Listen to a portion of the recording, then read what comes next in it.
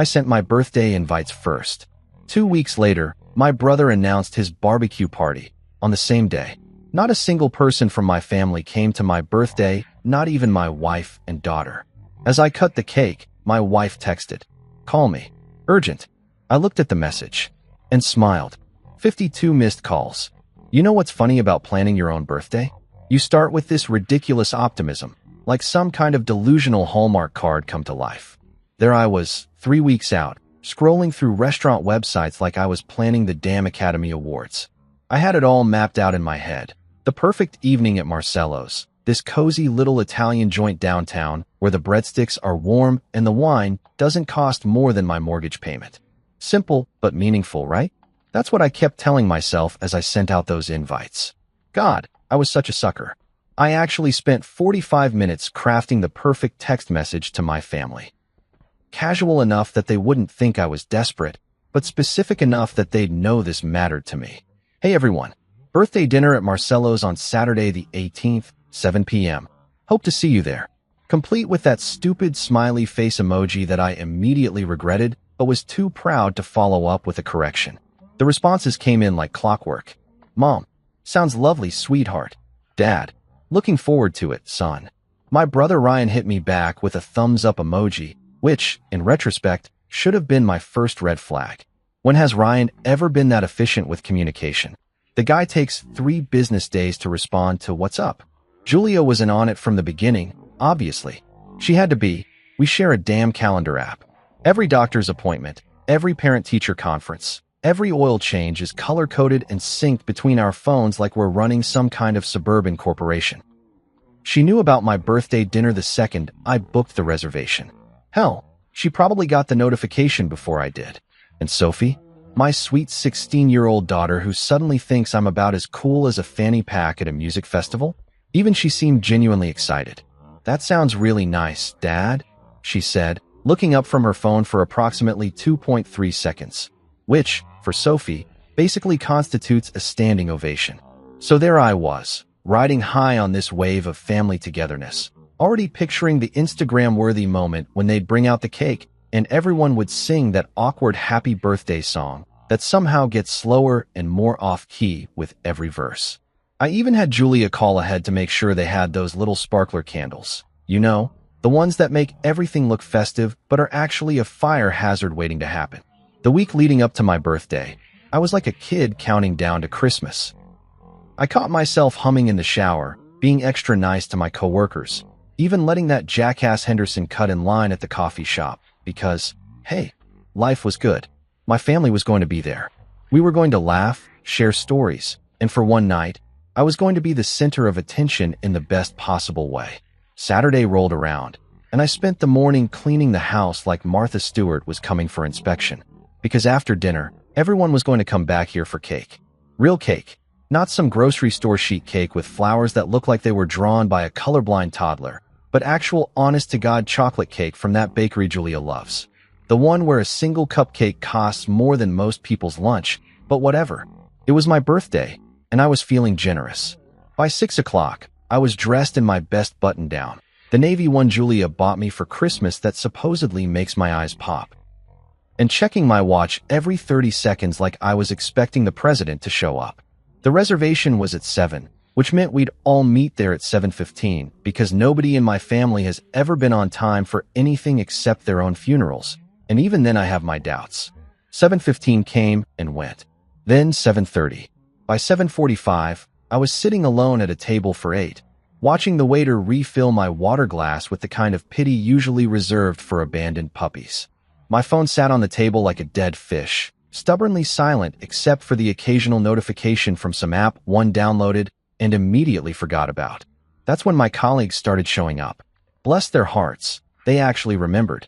Jim from accounting appeared first, looking slightly confused about why he was the only one there, followed by Sarah from HR with a bottle of wine she probably picked up at the gas station on the way over. Then the Hendersons from next door shuffled in, looking around like they'd walked into the wrong movie theater. "Where is everyone?" Sarah asked, settling into the chair that was supposed to be Mom's. "Running late," I lied, raising my water glass in a mock toast. You know how family is. But I knew. Deep down in that part of your gut, where bad news lives before your brain catches up, I already knew they weren't coming. The silence from my phone wasn't traffic delays or last-minute emergencies. It was abandonment with a smile and a thumbs-up emoji. We ordered appetizers. We made small talk about the weather and the latest office drama. Jim told that story about his son's Little League game for the third time this month. And I laughed in all the right places because that's what you do when you're desperately trying to pretend your heart isn't slowly cracking like old paint on a porch railing. By 8:30, the waiter brought out my cake. Those sparkler candles I was so excited about flickered and danced while my makeshift family of coworkers and neighbors sang happy birthday with the enthusiasm of people attending a mandatory corporate seminar. I smiled and made a wish, probably something pathetic like, "Let this night end soon," and blew out the candles to polite applause. The silence that followed was deafening.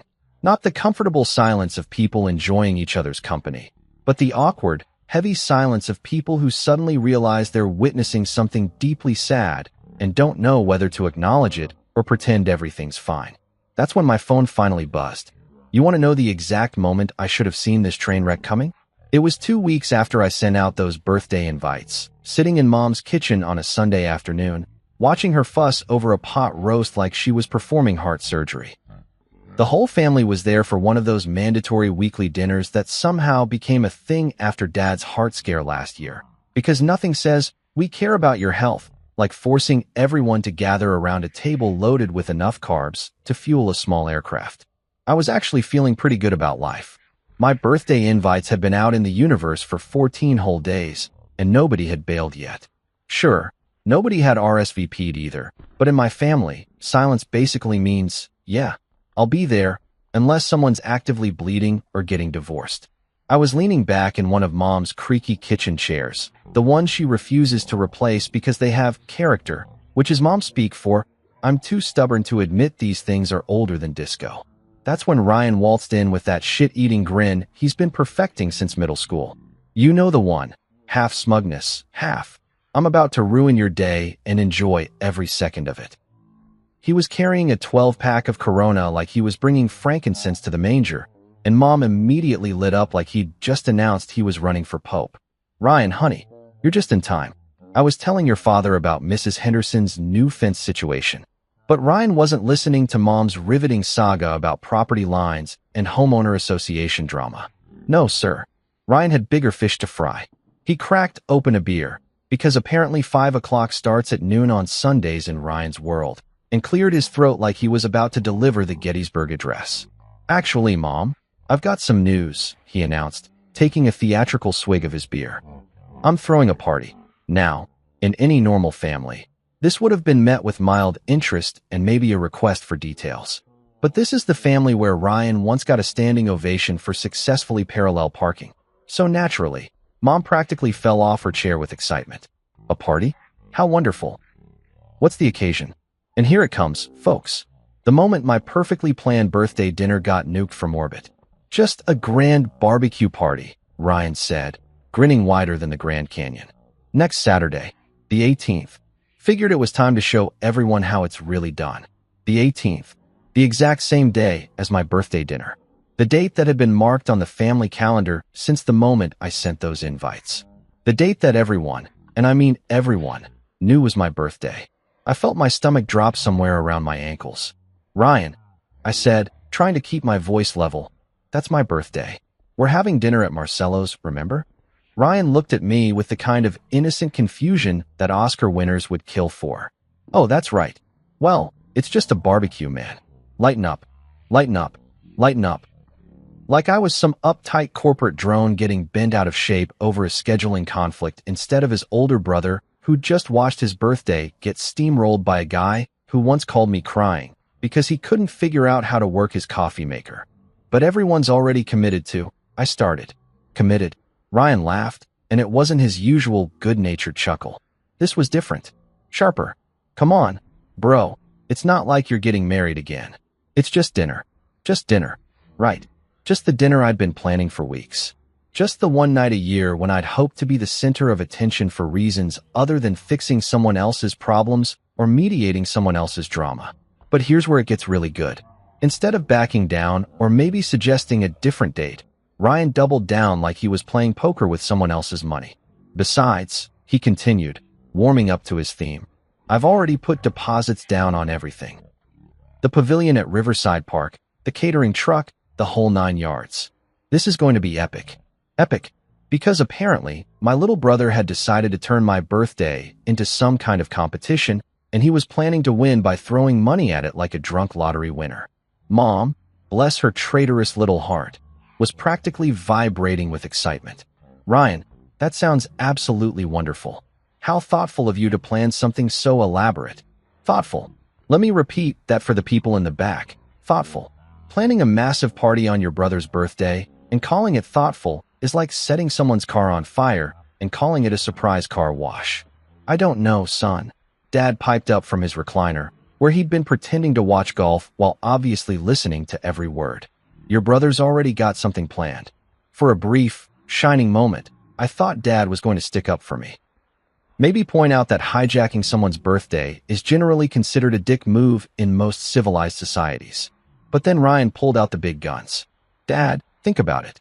When's the last time we had a real family gathering? Something where everyone could just relax, have a few beers, maybe throw a football around? Remember how much fun we used to have at those summer cookouts when we were kids? And just like that, Dad was putty in his hands. Ryan had triggered the magical remember when response that turns grown men into nostalgic marshmallows. Dad's face went all soft and misty-eyed, like he was watching a particularly touching commercial about golden retrievers. Well, Dad said slowly, it would be nice to have everyone together, at Ryan's party, on my birthday, while I sat alone at Marcello's, explaining to the waiter why I needed to cancel 6 of the 8 seats at my reservation. Great, Ryan said, clapping his hands together like he'd just solved world hunger. I'll start making calls. This is going to be the party of the year. Mom was already pulling out her phone, probably to start texting every relative within a 50-mile radius. Should I call Aunt Martha? Oh, and what about the Petersons? They love a good barbecue. And that's when it hit me. This wasn't just Ryan being thoughtless or accidentally stepping on my plans. This was strategic. He'd waited exactly 2 weeks after my invites went out, long enough for everyone to know about my dinner, but not long enough for anyone to feel locked in. He'd positioned his party as the fun alternative to my just dinner. He'd even chosen a venue that could accommodate the entire extended family plus half the neighborhood. I was watching a masterclass in birthday assassination, and my own family was cheering from the sidelines. Julia, who'd been unusually quiet during this whole exchange, finally spoke up. Well, we'll still come to your dinner, she said to me. But even as the words left her mouth, I could see the wheels turning behind her eyes. She was already calculating the social cost of missing Ryan's epic barbecue to sit through a quiet dinner with my coworkers.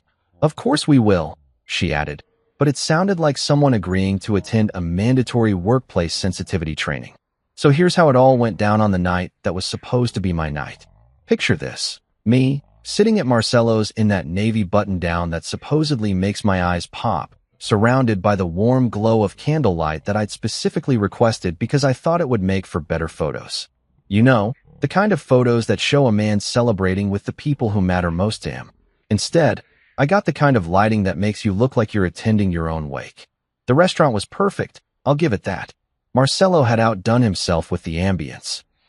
Soft jazz playing just loud enough to fill the conversation gaps. The smell of garlic and basil floating through the air like some kind of aromatic hug, and our table positioned right by the window so we could watch the world go by while we celebrated another year of my existence. Too bad the only people watching the world go by were my coworkers and the Hendersons from next door, who kept glancing at their phones like they were expecting a better invitation to materialize. Jim from accounting was doing his best to keep the mood light, regaling us with stories about his weekend golf game that nobody asked for, but everyone politely endured. So there I was, standing over this impossible putt, and I'm thinking to myself, Jim, this is it. This is your moment of glory. And on he went, while I checked my phone for the 100th time, hoping against hope that maybe Julia had sent some kind of explanation for why my own family had collectively decided to ghost me on my birthday. Sarah from HR had brought that gas station wine I mentioned, and God bless her, she was trying to turn it into something celebratory. "This is actually quite nice," she lied, taking another sip of what was clearly the liquid equivalent of regret. Very bold. The Hendersons were doing that thing older couples do where they communicate entirely through meaningful looks and subtle head tilts. I caught Mrs. Henderson giving her husband the universal "should we ask about the family?" eyebrow raise, and Mr. Henderson responding with the equally universal "absolutely not" head shake. They'd lived next door to us long enough to know that family drama was like quicksand. The more you struggled with it, the deeper you sank. By 8 o'clock, I'd given up pretending that anyone else was coming. The empty chairs around our table weren't fashionably late. They were just empty. Each vacant seat felt like a personal rejection, a physical manifestation of exactly how much I mattered to the people who were supposed to matter most to me. Julia's chair sat there mocking me with its perfectly arranged place setting. Sophie's spot by the window, where she always liked to sit so she could people watch and pretend she wasn't listening to adult conversation, remained untouched. Even Mom's chair, which I'd positioned at what I thought would be the head of the table, stood as a monument to my own pathetic optimism. The waiter, Giovanni, according to his name tag, had been shooting me sympathetic looks all evening. He was probably in his 20s, with that earnest enthusiasm that only comes from either being new to the service industry or being professionally Italian. Every time he passed our table, I could see him doing the math, counting the empty chairs against the reservation he'd probably written down as "birthday party, table of 8. "Perhaps the others will arrive soon," he'd suggested, hopefully around 7:30, refilling my water glass for the 4th time. "Yeah," I'd replied, "any minute now." But minutes turned into an hour, and hope turned into that familiar sting of disappointment that sits right behind your sternum like heartburn. Except antacids can't fix this particular burn. The conversation at our makeshift table had taken on that forced quality that happens when everyone's trying really hard to pretend everything is normal while the elephant in the room gets bigger and starts doing the Macarena. We'd exhausted Jim's golf stories, Sarah's latest binge-watching recommendations, and the Hendersons' detailed analysis of their neighbors' new landscaping choices. We were officially running on conversational fumes. That's when Giovanni approached with the cake. "Now, let me tell you about this cake. This wasn't just any cake. This was the chocolate masterpiece from Delacroix Bakery that cost more than most people's car payment. 3 layers of dark chocolate heaven with salted caramel filling and enough ganache to make a grown man weep tears of pure joy. I'd ordered it 2 weeks ago, back when I still believed in things like family loyalty and birthday magic. The baker had even written "Happy Birthday" in elegant script across the top, probably assuming it would be surrounded by smiling faces and heartfelt wishes. Instead, it was surrounded by my accountant, my HR rep, and 2 neighbors who were clearly wondering if it would be rude to check the time on their phones. But here's the thing about hitting rock bottom. Sometimes it gives you a weird kind of clarity. As Giovanni set that beautiful cake down in front of me, complete with those sparkler candles that I'd been so excited about, something shifted inside my chest. Not the crushing weight of disappointment I'd been carrying all evening, but something lighter, something almost liberating. The sparklers caught fire with that satisfying hiss and pop that never gets old, casting dancing shadows across the faces of the people who had bothered to show up. These people, Jim with his terrible golf stories, Sarah with her gas station wine, the Hendersons with their meaningful looks, they were here. Not because they had to be, not because of family obligation or social expectation, but because they'd made the choice to celebrate with me. "Make a wish," Sarah said, raising her glass of questionable wine. And you know what? I did. I closed my eyes, took a deep breath, and made a wish that surprised even me. I didn't wish for my family to suddenly appear with sheepish apologies and elaborate explanations. I didn't wish for Ryan's barbecue to get rained out or for Julia to have a sudden attack of conscience. I wished for the strength to stop caring so goddamn much. The singing started then, that gloriously awkward rendition of Happy Birthday that somehow gets slower and more off-key every year of your life. But this time, it sounded different. Maybe because the voices singing it actually wanted to be there.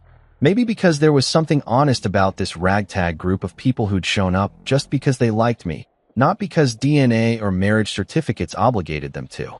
I blew out the candles to genuine applause, and for about 30 seconds, I felt something that might have been contentment. The cake was as amazing as advertised. The company was surprisingly pleasant, and for a brief moment, I thought maybe this birthday wouldn't be a complete disaster. That's when my phone started buzzing against the table like an angry hornet. The phone was doing that thing where it vibrates so aggressively against the table that it starts walking across the surface like some kind of electronic crab having a seizure. Everyone at the table was staring at it, not because they wanted to be nosy, but because it was impossible to ignore the urgent, panicked buzzing that was cutting through our little birthday bubble like a chainsaw through tissue paper. I picked it up and nearly choked on my bite of $70 chocolate cake. 52 missed calls. 52. All from Julia. Now, let me put this in perspective for you. In the 15 years I've been married to this woman, the most missed calls I've ever had from her was maybe 8. And that was when Sophie broke her arm falling off her bike and needed emergency surgery. 52 missed calls is apocalypse-level communication. This is the kind of phone activity that suggests either the house is on fire, someone's in the hospital, or the zombie apocalypse has finally kicked off and she needs to coordinate our survival strategy. The voicemail notifications were stacked up like pancakes at a Sunday brunch, each little red number taunting me with the urgent desperation of whatever crisis was unfolding in real time while I'd been sitting here eating cake and pretending everything was fine. "Everything okay?" Sarah asked, because apparently my face had gone through enough color changes to qualify as a mood ring. "Yeah," I lied, looking at that glowing screen full of digital panic. Just Julia. As if those two words could possibly explain the magnitude of whatever shitstorm was brewing on the other end of those 52 unanswered calls. As if I could casually dismiss the fact that my wife, who was supposed to be at my birthday dinner right now, was apparently having some kind of communication meltdown while attending my brother's rival party. The phone buzzed again. Call 53. I stared at that incoming call, Julia's smiling face filling the screen with a photo from our anniversary dinner last year, back when she still looked at me like I was someone worth celebrating instead of someone whose birthday you could blow off for better barbecue. Her contact name glowed at the top, Julia Redheart, with that little heart emoji I'd added back when we were still in the phase of our marriage where we put hearts after each other's names instead of just grimly accepting each other's existence. Everyone was watching me now. Not obviously. They were all pretending to be fascinated by their cake or the flickering candle wax, but I could feel their collective attention like heat from a campfire. The weight of expectation, the unspoken question hanging in the air. Are you going to answer it? Here's what I should have done. Any reasonable person would have answered that phone, probably stepped outside to take the call, and found out what earth-shattering emergency required 53 attempts at contact. Any decent husband would have been concerned, maybe even frightened, about what could possibly be so urgent that it required this level of communication assault. But you know what? I wasn't feeling particularly reasonable, or decent, or husband-like. Instead, I looked at that buzzing phone, at Julia's smiling face mocking me from the screen, and I did something that surprised everyone at the table, including myself. I smiled. Not a fake smile, not one of those tight-lipped, socially acceptable expressions you paste on when you're pretending everything's fine. This was something else entirely. This was the kind of smile that comes from deep in your chest, the kind that starts as a tiny spark of recognition and spreads across your face like sunrise breaking over a mountain range. I was smiling because I finally got it. The cosmic joke of it all, the beautiful, terrible irony that was my life. Here I was, sitting at my own birthday dinner, surrounded by people who had actually chosen to be here, and my wife, who had chosen to be somewhere else entirely, was now desperately trying to drag me into whatever drama was unfolding at the party she'd chosen over me. The phone stopped buzzing. Julia's face disappeared from the screen, replaced by the notification that I now had 53 missed calls and what looked like roughly the same number of voicemails. My phone's battery was probably crying from the workout it had just received. "You're not going to answer?" Jim asked, because Jim has never met a boundary he couldn't accidentally cross with his well-meaning concern. "Nope," I said, cutting another piece of cake. This bite tasted even better than the first one, maybe because it came with a side of liberation. It's my birthday, and that was it. That was the moment everything changed, right there between the chocolate ganache and the flickering candlelight. Not with some dramatic declaration or a table-flipping tantrum, but with a simple smile and a piece of cake. The Hendersons exchanged one of their meaningful looks. This one clearly falling into the "well, that's interesting" category. Sarah raised her glass of questionable wine in what might have been approval or confusion. It was hard to tell. Giovanni appeared at my elbow with a fresh napkin, probably thinking I'd lost my mind entirely. But I hadn't lost my mind. For the first time in months, maybe years, I felt like I'd found it. The phone stayed silent for exactly 4 minutes and 37 seconds, long enough for me to finish my cake and start on a second piece, because why the hell not? Then it started buzzing again. Call 54. This time, I didn't even look at the screen. I just smiled wider and took another bite of cake, savoring the salted caramel filling while my phone vibrated itself into electronic exhaustion on the table. Around me, the conversation gradually resumed, my dinner companions apparently deciding that ignoring ringing phones was a perfectly normal birthday tradition. Call 55. Call 56. Each buzz felt like a tiny victory, proof that whatever chaos was unfolding at Ryan's grand barbecue spectacular, it wasn't my problem. Not tonight. Tonight, I was exactly where I was supposed to be, eating overpriced cake with people who had shown up because they wanted to, not because they had to. By the time we reached call 60, even Jim had stopped glancing nervously at my phone. Sarah was telling a surprisingly funny story about her cat's ongoing war with the mailman, and the Hendersons were debating whether to order dessert. Apparently, my chocolate cake had inspired them to embrace the sweet life. I was laughing, actually laughing, at Sarah's cat story when the buzzing finally stopped. My phone screen went dark, and the silence that followed felt rich and full instead of empty and abandoned. This was what peace sounded like. Not the absence of noise, but the absence of obligation to answer every demand for my attention. That's when I realized something that should have been obvious from the beginning. I wasn't the forgotten one tonight. I wasn't the one sitting alone, desperate and abandoned. I was the one who had walked away.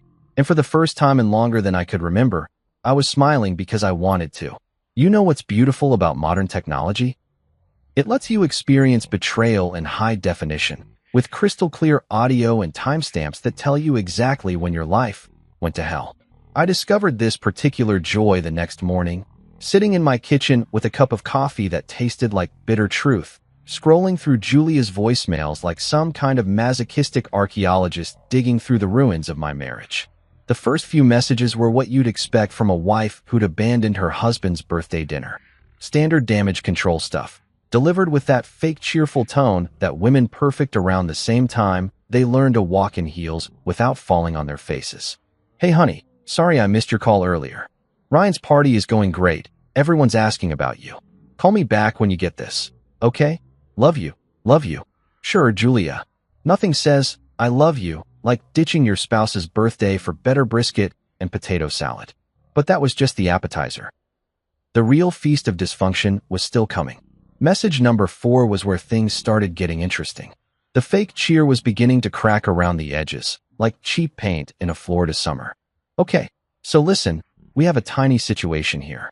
The catering truck broke down about an hour ago, and apparently they can't get another one until tomorrow. People are starting to get hungry, and Ryan's kind of freaking out. Can you maybe call that guy you know who runs the food truck downtown? The one with the tacos? Just call me back, okay? The one with the tacos. She meant Miguel, who runs Wheels of Steel Taco Company and happens to be one of my clients. A guy I'd helped secure a small business administration loan last year when his original truck got totaled by a drunk driver. A guy who trusted me, who counted on me, who probably would have moved heaven and earth to help me out if I'd asked. But I wasn't the one asking, was I? Message 7 was where Julia's desperation really started to shine through. The fake cheer had been completely abandoned in favor of what I like to call crisis management mode. That special blend of panic and entitlement that emerges when someone realizes their poorly planned party is about to become a social disaster. Listen, I know you're probably still at dinner, but this is getting bad. Really bad. Ryan spent all his money on the venue and the decorations, and now we have about 60 people here with no food. Your mom is asking where you are, and I don't know what to tell her. Can you please just call Miguel and see if he can come out here? I'll explain everything later, I promise. I'll explain everything later. That's relationship code for, I'm going to gaslight you into believing this is somehow your fault, but right now I need you to fix my problems.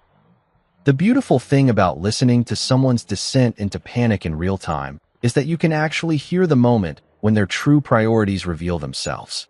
For Julia, that moment came around message 12, when the polite requests transformed into something closer to demands. Okay, I've been calling you for 2 hours now, and this is getting ridiculous. I get that you're upset about tonight, but Ryan really needs your help. Everyone is looking at me like I should be able to fix this, and I told them you would know what to do. You always know what to do. So please, just pick up the goddamn phone and call Miguel. You always know what to do. Translation: you're really useful when we need something fixed, cleaned up, or paid for. The rest of the time, you're basically furniture that occasionally needs feeding. But wait, it gets better. Message 18 was where Julia completely dropped the pretense of this being about family emergency and revealed what this was really about: social embarrassment. Her voice had that particular quality that happens when someone realizes they're about to become the subject of neighborhood gossip, and not the good kind. The Hendersons just left. The Hendersons. They said they had to get home, but I saw them talking to the Johnsons before they went, and now the Johnsons are looking at their phones and making excuses too. People are starting to leave, and Ryan is just standing there like a deer in headlights. Mom keeps asking why you're not here to help, and I don't know what to say anymore. Please just call me back. Ah, there it is. The truth, finally. This wasn't about emergency or family crisis. This was about Julia realizing that she'd hitched her wagon to the wrong horse, and now she was watching her social status circle the drain in real time. She'd chosen Ryan's party over my birthday, and now Ryan's party was falling apart like a cheap umbrella in a hurricane. The desperation really ramped up around message 25, when Julia's voice took on that edge that happens when someone's trying not to cry, but also trying not to scream. I don't understand why you're not answering. This isn't like you. You always answer when I call. Always. Something must be wrong with your phone, right? Because you wouldn't just ignore me. Not when we need you like this. Ryan's talking about canceling the whole thing, and if he does, everyone's going to know this was a disaster. Everyone's going to know we couldn't even throw a simple barbecue without everything falling apart. We couldn't throw a simple barbecue. Because apparently, even when I wasn't invited to the planning meeting, I was still somehow responsible for the execution. Even when they'd collectively decided my birthday wasn't worth showing up for, I was still expected to be on standby for damage control. By message 30, Julia had moved past desperation and straight into that territory where panic meets rage and produces something truly spectacular. You know what? Fine, don't answer. But when your daughter asks why her father couldn't be bothered to help save her uncle's party, I'll tell her the truth. I'll tell her that you were too petty and childish to put aside your hurt feelings for one night. I'll tell her that when your family needed you, you decided to punish everyone by disappearing. My daughter. She was bringing Sophie into this now, weaponizing my relationship with my kid to guilt me into cleaning up their mess. Because nothing says family values like using your teenager as emotional blackmail. But the real masterpiece came in message 47, where Julia's voice cracked just enough to let me know she was either crying or doing a damn good impression of it. I don't know what else to say. I don't know how to fix this. Everyone keeps looking at me like I should have answers, like I should know where you are and why you're not helping. Your brother is about to have a complete meltdown. Your parents are asking if something happened to you. And I'm standing here feeling like the worst wife in the world because I can't even get my own husband to answer his phone. The worst wife in the world. Finally, something we could agree on. After listening to Julia's 47-message symphony of desperation, I did what any reasonable person would do. I poured myself 3 fingers of bourbon, sat my ass down in my favorite chair, the one Julia always complains makes the living room look uncoordinated, but is comfortable enough to die in, and took a long, hard look at the pattern that had been playing out right under my nose for years. See, here's the thing about being the reliable one in the family. You become invisible in the most spectacular way possible. You're simultaneously the most important person in the room and the least interesting. You're the guy everyone calls when the shit hits the fan, but nobody thinks to invite when they're planning something fun. You're basically a human Swiss Army knife. Incredibly useful, completely taken for granted, and stored in a junk drawer until needed. Ryan, on the other hand, has been the golden boy since he learned to walk. And I mean literally since he learned to walk. The kid took his first steps at 9 months old, And you would have thought he'd just cured cancer based on the way Mom and Dad carried on. Me? I'd been walking for 2 years at that point, but apparently that wasn't newsworthy anymore. First, kids break ground. Second, kids just follow the path that's already been paved. That pattern has been playing out ever since.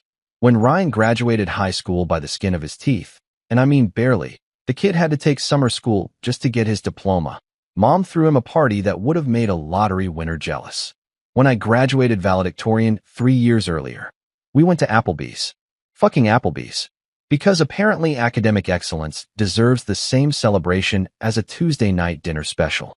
College was more of the same. Ryan dropped out after 2 semesters, claiming he needed to find himself, which apparently required a 6-month backpacking trip through Europe that Dad happily funded. When he came back with nothing but a questionable tattoo and an even more questionable accent, everyone acted like he'd returned from some noble vision quest instead of what it actually was, an expensive quarter-life crisis funded by parental enablement. Meanwhile, I was grinding through 4 years of business school, working 2 part-time jobs to pay for textbooks and ramen noodles, making Dean's List every semester while Ryan was finding himself in Amsterdam coffee shops. Did anyone throw me a party when I graduated magna cum laude? Take a wild guess. Mom made a nice dinner, Dad gave me a firm handshake, and Ryan was too hungover from his welcome home celebration to even show up. The business failures were the real kicker, though. Ryan has started exactly 3 businesses in his adult life, and all 3 have crashed and burned like the Hindenburg having a bad day. First was the food truck venture.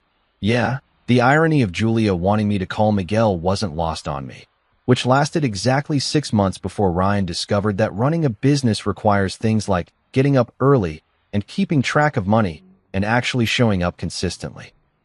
When that folded, who do you think Dad called to help clean up the financial mess? If you guessed the son who actually knows how to balance a checkbook, you'd be right. I spent 3 weekends going through Ryan's disaster of a filing system, trying to sort out vendor payments and tax obligations while Ryan nursed his wounded ego at various happy hours around town. Business number 2 was even better, a landscaping company that Ryan started with his buddy Jake from high school. These 2 geniuses managed to kill more grass than they planted, showed up to jobs with equipment that barely functioned, and somehow convinced themselves they could run a business based entirely on good vibes and working when we feel like it. Spoiler alert, the market wasn't particularly interested in their feelings.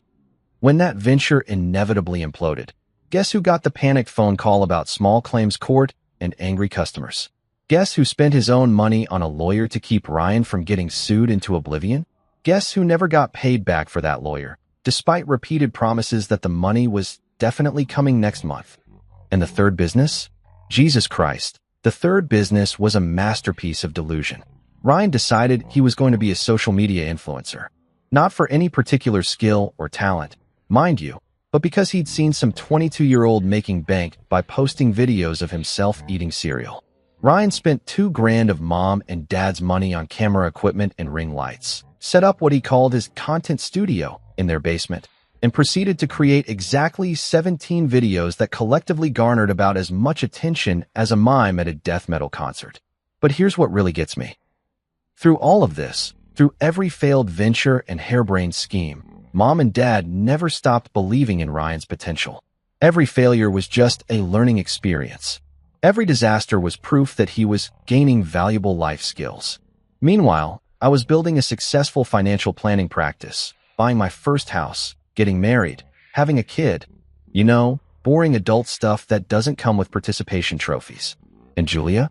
Don't even get me started on Julia. When we first started dating, she seemed impressed by my stability, my ambition, my ability to plan more than 5 minutes into the future. She used to joke that I was the adult in her life, the guy who could handle the boring but important stuff while she figured out what she wanted to do with her career. But somewhere along the way, stable became boring, and responsible became predictable. Ryan's chaos started looking like adventure. His spontaneity became charming instead of irresponsible. His complete inability to plan ahead transformed from a character flaw into a refreshing approach to life. I watched it happen in real time over the years. Family gatherings where Julia would light up when Ryan walked in. laughing at his stories about whatever ridiculous situation he'd gotten himself into lately. She'd hang on every word of his latest get-rich-quick scheme while I sat there like a piece of furniture, occasionally offering practical advice that nobody wanted to hear. Sophie fell under his spell too, because of course she did. Uncle Ryan was the fun one, the one who showed up with inappropriate gifts and taught her things I'd specifically asked him not to teach her. Uncle Ryan didn't lecture her about homework or responsibility or thinking about her future. Uncle Ryan just wanted to have a good time, and what 16-year-old doesn't want to be around that energy? So here I was, sitting in my uncoordinated chair, sipping bourbon that cost more than Ryan's last business plan was worth, finally seeing the whole picture with painful clarity. I wasn't the overlooked son, the underappreciated husband, the boring father. I was the foundation they all built their lives on, the stable ground they took for granted while they reached for more exciting things. And they just spent my birthday proving exactly how little that foundation meant to them when push came to shove. You know what they say about revenge being a dish best served cold? Well, they're right. But what they don't tell you is that the best revenge starts with proper documentation. And brother, did I have documentation? After sitting in that chair for 3 hours, nursing bourbon and clarity in equal measure, I did what any self-respecting financial planner would do. I got organized. First stop was my phone. Those 52 missed calls weren't just evidence of Julia's panic. They were timestamps of betrayal, a digital paper trail showing exactly when my family's priorities became crystal clear. But the real treasure was in those voicemails. 47 separate audio files of Julia's voice getting progressively more desperate, each one a perfect little capsule of how quickly family loyalty turns into fix my problems when the chips are down.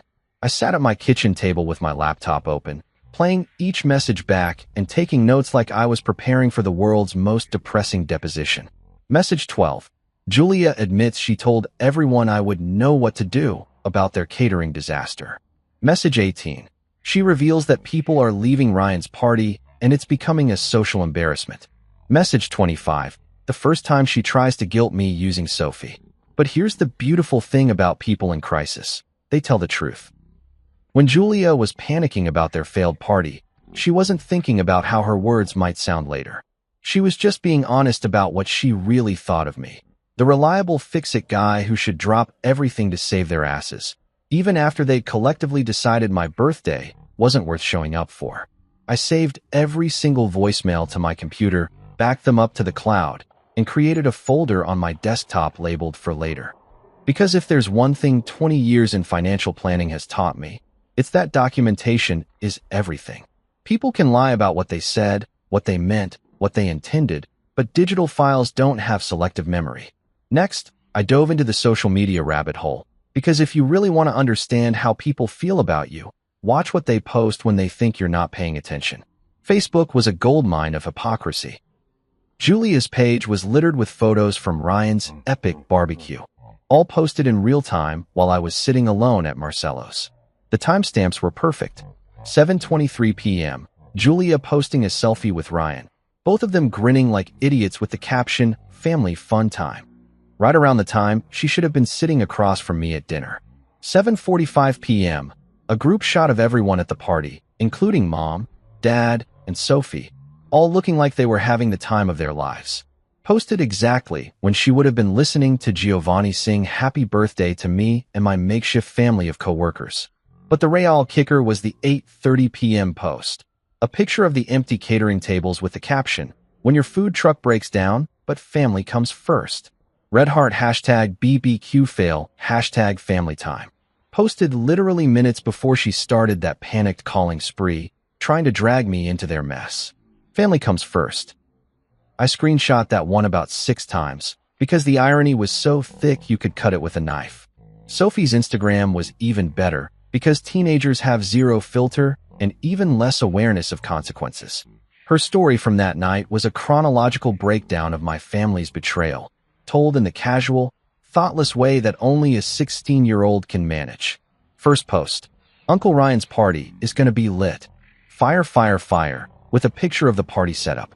Posted at 6:15 p.m., 45 minutes before my birthday dinner was supposed to start. Second post. Why is the food truck broken though? loudly crying face at 7:52 p.m. with a picture of the sad, empty serving tables. Third post, mom's freaking out about dad LOL at 8:35 p.m. No picture, just text, but the timing lined up perfectly with Julia's voicemail meltdown. The beauty of Instagram stories is that they disappear after 24 hours unless you save them. So I saved them. Every single one, screenshot and filed away in my growing collection of digital evidence. But the crown jewel of my documentation came from an unexpected source, mom's Facebook page. See, mom might be technologically challenged enough to accidentally post photos of her thumb on a regular basis, but she's also the family historian. Every gathering, every celebration, every moment she thinks deserves preserving gets posted with the kind of detailed captions that would make a museum curator proud. And there it was, posted at 9:15 p.m. on the night of my birthday.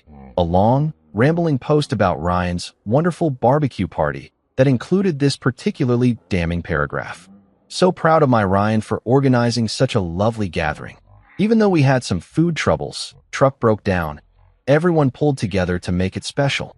Sometimes the best memories come from the unexpected moments. Wish our other son could have been here to help out, but I'm sure he had his reasons. Family is everything. Red heart. Wish our other son could have been here to help out. Not, wish he could have been here to celebrate with us. Or, hope he's having a nice birthday. No, she wished I could have been there to help out. To fix their problems. To be useful. And the kicker? I'm sure he had his reasons. Like choosing to attend my own birthday dinner was some kind of petty rebellion instead of, the normal thing a person does on their birthday. I screenshot that post, too, along with all 37 comments from relatives and family friends expressing sympathy for Ryan's tough night and praising his positive attitude in the face of adversity. Not one single comment asking where I was or wishing me happy birthday. Not one person in my extended family even mentioning that it was my birthday. But wait, it gets better. Because Dad, bless his oblivious heart, had left his own comment on Mom's post. Ryan handled it like a champ. Proud of both my boys, even if one couldn't make it tonight. Maybe next time he'll prioritize family over whatever else he had going on. Maybe next time he'll prioritize family. I was prioritizing family, my actual birthday, the one they'd all known about for months. But apparently, my birthday wasn't family enough compared to Ryan's impromptu barbecue disaster. I saved that one too, right next to the voicemails and Instagram stories and Facebook photos. Every piece of evidence carefully filed away, time-stamped and cross-referenced like I was building a legal case. Because maybe I was. The final piece of my documentation came from an unexpected source, my credit card statements. See, I'd paid for that birthday dinner at Marcello's, obviously, but I'd also picked up the tab for my colleagues and the Hendersons. 47 people had been invited to celebrate with me that night, but only 5 had shown up, and I'd ended up buying dinner for everyone because that's what you do when you're the responsible one. $347 for a birthday dinner that my own family couldn't be bothered to attend. I printed out that receipt and added it to my folder, not because I expected anyone to reimburse me, but because it was tangible proof of exactly how much my birthday had been worth to them. I sat back and looked at my laptop screen, at the folder labeled for later that now contained months of screenshots, hours of audio recordings, printed receipts, and social media posts that painted a crystal clear picture of exactly how my family really felt about me. I didn't know exactly how I was going to use this evidence yet, but I knew one thing for certain. When the time came, I'd be ready. Here's the thing about living with people who've fundamentally written you off. They get really fucking comfortable with their disrespect. It's like they've collectively decided that you're too nice, too stable, too goddamn reliable to ever call them on their bullshit. So they just keep piling it on until you're basically a human doormat with a mortgage and a 401k. The weeks after my birthday were a masterclass in gaslighting disguised as normal family life. Julia slipped back into our routine like nothing had happened, making coffee in the mornings and asking about my day like she hadn't spent my birthday frantically trying to drag me into cleaning up someone else's mess. She'd kiss my cheek when she left for work, text me about picking up groceries on the way home, and curl up next to me in bed at night like we were still the same couple we'd been before she'd chosen barbecue over birthday cake. The really impressive part was how she managed to never actually acknowledge what had happened. Not once did she apologize for missing my dinner. Not once did she explain why Ryan's last-minute party had suddenly become more important than the celebration we'd been planning for weeks. She just acted like it hadn't happened. Like my birthday was some minor scheduling conflict that we'd all moved past instead of a fundamental betrayal that had shown me exactly where I ranked in her list of priorities. Sophie was even more impressive in her ability to pretend everything was normal. She'd bounce into the kitchen in the mornings, grab her usual breakfast of whatever sugary cereal was currently fashionable, and chat about school drama or friend gossip like she hadn't spent my birthday posting Instagram stories about how much fun Uncle Ryan's party was. The girl could look me straight in the eye and ask me to drive her to the mall, apparently seeing no irony in asking favors from the father she ditched for better entertainment. But the real artists were my parents. Mom called me 3 days after my birthday. Not to apologize, mind you, but to tell me all about Ryan's wonderful party and how sorry she was that the food situation had been such a disaster. She spent 20 minutes detailing every moment of Ryan's barbecue catastrophe, like she was giving me a play-by-play of the Super Bowl, apparently oblivious to the fact that she was describing the event she'd chosen over her own son's birthday celebration. "Your brother handled it so well," she gushed, her voice full of that maternal pride that I hadn't heard directed at me since. Well, I couldn't remember when. Even when everything went wrong, he kept everyone's spirits up. You would have been proud of him. You would have been proud of him. Not, "We missed you," or "We're sorry we couldn't make your dinner." No, she wanted me to be proud of Ryan for gracefully handling the disaster that had ruined the party they'd all chosen over me. Dad was even more direct in his revisionist history when I saw him the following weekend. Because apparently I was still expected to show up for family obligations despite being persona non grata when it came to actual celebrations, he clapped me on the shoulder and said, "Sorry we missed your dinner, son. But you understand how it is when family needs you." Family needs you. Like Ryan's poorly planned barbecue was somehow more family than his older brother's birthday. Like showing up for me would have been nice, but optional, while rescuing Ryan from his own incompetence was a sacred duty that superseded all other obligations. The beautiful thing was how seamlessly they'd all coordinated this narrative without apparently discussing it. Ryan was the victim of unfortunate circumstances who'd handled adversity with grace. They were the loyal family members who'd rallied around him in his time of need. And I was what? The understanding brother who'd naturally stepped aside so they could focus on the real crisis? But here's what they didn't count on. I was done being understanding. I started small, because the best revenge is always subtle revenge. When Julia asked me to pick up dry cleaning, I forgot. When Sophie needed a ride to her friend's house, I was suddenly too busy with work. When Mom called asking if I could help Dad fix his computer, I developed a mysterious inability to find time in my schedule. "You've been so distant lately," Julia said one night, sitting on the edge of our bed while I read a book that was infinitely more interesting than whatever conversation she wanted to have. "Is everything okay?" "Everything's fine," I said, not looking up from my pages. "Just busy with work." Work became my excuse for everything. Work was why I couldn't attend Ryan's next gathering. Work was why I missed Dad's birthday dinner. Oh, the irony was delicious. Work was why I was suddenly unavailable for all those little favors and fixes that had somehow become my full-time, unpaid job. The thing is, work actually was keeping me busy, but not in the way they thought.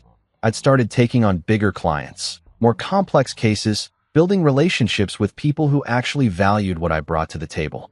My practice was growing, my income was increasing, and for the first time in years, I was being appreciated by people who mattered. I landed the Morrison account in June, a tech executive looking to restructure his entire financial portfolio after a successful IPO. The kind of high-stakes, high-reward client that most financial planners dream about. The kind of deal that required late nights, weekend meetings, and the sort of attention to detail that had always made me good at my job, but apparently boring at parties. When I told Julia about the Morrison deal, about how it was going to significantly increase our household income and set us up for early retirement, she nodded absently and said, "That's nice, honey. Hey, Ryan's thinking about starting another business. Maybe you could help him with the financial planning." Maybe you could help him with the financial planning. I'd just landed the biggest client of my career, potentially changing our entire financial future, and her response was to suggest I donate my expertise to her brother-in-law's next inevitable failure. That's when I realized something that should have been obvious years earlier. They didn't see me as successful. They saw me as useful. My achievements weren't accomplishments to be celebrated. They were resources to be shared with people who mattered more. The Morrison account led to the Pritchard account, which led to the whole Westfield development portfolio. By August, I was handling more money than I'd ever imagined, working with people who treated me like the expert I'd always been but had never been acknowledged as. My calendar was packed with meetings, consultations, and strategy sessions with clients who hung on my every word because they understood that my advice could make or break their financial futures. And my family, they barely noticed. Julia complained that I was working too much. Sophie rolled her eyes when I couldn't drive her somewhere because I had a client call. Mom asked when I was going to take a break from all that business stuff and spend some quality time with the family. Quality time with the family. The same family that had collectively decided my birthday wasn't worth attending. The same people who saw my success as an inconvenience that kept me from being available for their convenience. That's when I started planning Ryan's next lesson in consequences.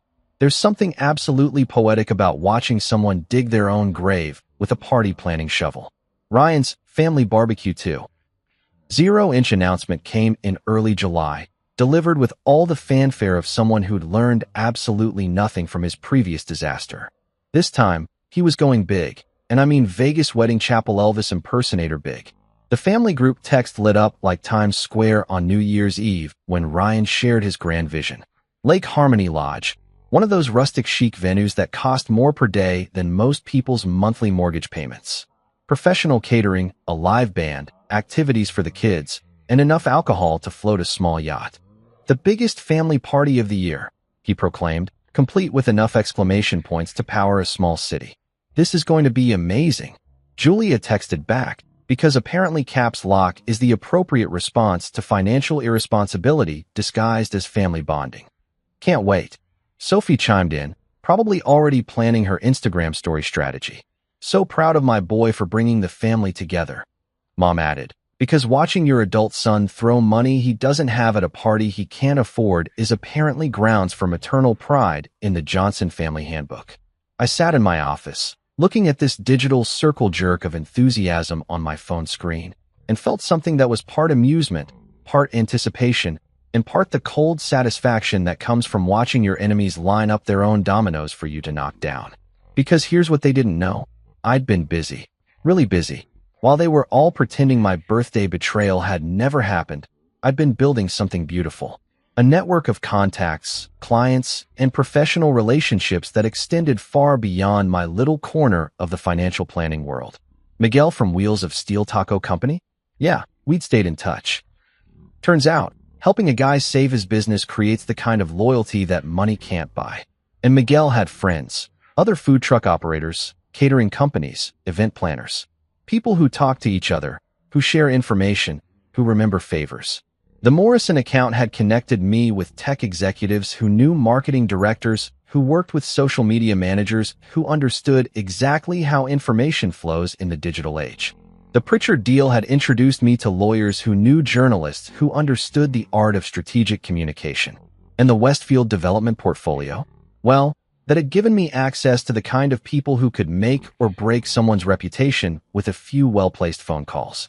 Ryan had scheduled his epic family gathering for Saturday, August 15th, a full year and 3 weeks after he'd hijacked my birthday. The irony wasn't lost on me. He'd spent an entire year basking in the glory of his first party disaster, retelling the story of how he'd pulled everyone together and made the best of a bad situation, turning his colossal failure into some kind of heroic family legend. But this time was going to be different. This time I was ready. I started my campaign on Monday morning, exactly 5 days before Ryan's big event. Not with some dramatic confrontation or angry outburst. That's amateur hour stuff. No, I started with a simple email to my network. Professional, calm, matter of fact.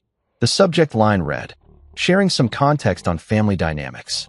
The body was a masterpiece of understated devastation. I didn't rant or rave or sound bitter. I simply shared the facts, supported by all that beautiful documentation I'd been collecting.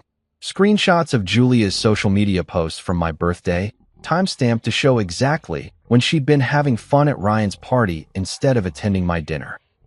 Audio files of her voicemails, demonstrating the panic and desperation when Ryan's first party fell apart and they needed me to fix it. But the real kicker was Mom's Facebook post, the one where she'd wished I could have been there to help out, instead of celebrating my own birthday. I'd annotated it like a legal document, highlighting the key phrases that revealed exactly how my family saw me, not as someone to celebrate, but as someone to use. I sent this package to select people in my professional and personal network. Not everyone. That would have been overkill. Just the right people. Clients who'd become friends. Colleagues who knew me well enough to understand the context. Neighbors who'd been at my birthday dinner and had seen the empty chairs with their own eyes. The beautiful thing about truth is that it spreads itself. You don't need to push it or promote it or convince people to believe it. You just need to present it clearly, and people draw their own conclusions. By Wednesday, the ripple effects were starting. The Hendersons mentioned to the Petersons how they'd witnessed my family's no-show at my birthday. The Petersons told the Johnsons, who told the Millers, who happened to know several people who'd been invited to Ryan's big lakeside extravaganza. Miguel, bless his entrepreneurial heart, shared the story with his network of food service providers, not out of malice, but out of genuine disbelief that anyone would treat family that way. Word spread through the catering community like wildfire. The Johnson family were the kind of people who'd abandon their own son's birthday celebration, then panic call him to fix their problems when their own event fell apart. By Thursday, my story had reached the social media managers and marketing directors in my professional network. These people understood narrative, understood how perception shapes reality in the digital age. They didn't do anything dramatic. They just shared the story with their own networks, framing it as an example of how some families prioritize image over substance. But the masterstroke came Friday morning, 18 hours before Ryan's party was scheduled to begin. I'd saved the best for last, a carefully curated package of evidence sent to every single person who'd been invited to Ryan's lakeside celebration. Not just my family's evidence, but context. Screenshots showing the timeline of events from my birthday. Audio clips of Julia's increasingly desperate voicemails. Social media posts proving that they'd all chosen Ryan's first party over my birthday, then expected me to bail them out when it failed. The message was simple.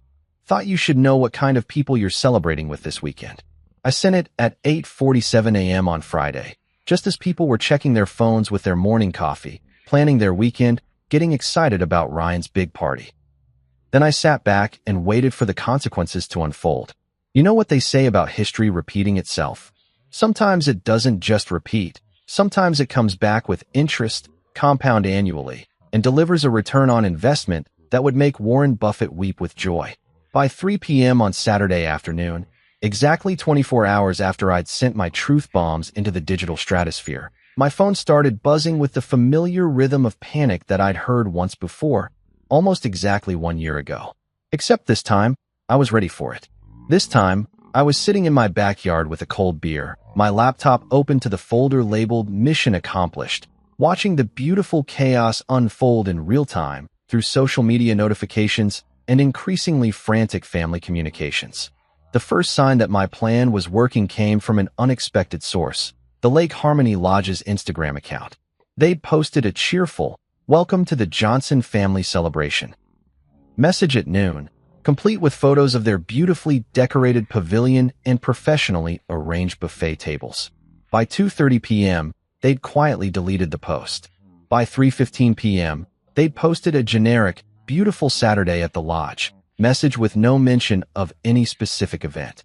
That's when my phone started its familiar dance of desperation. Julia, call number 1. I watched her name light up the screen, that same smiling photo from our anniversary dinner, and took a long, satisfying sip of my beer. Ryan, call number 2. Then 3.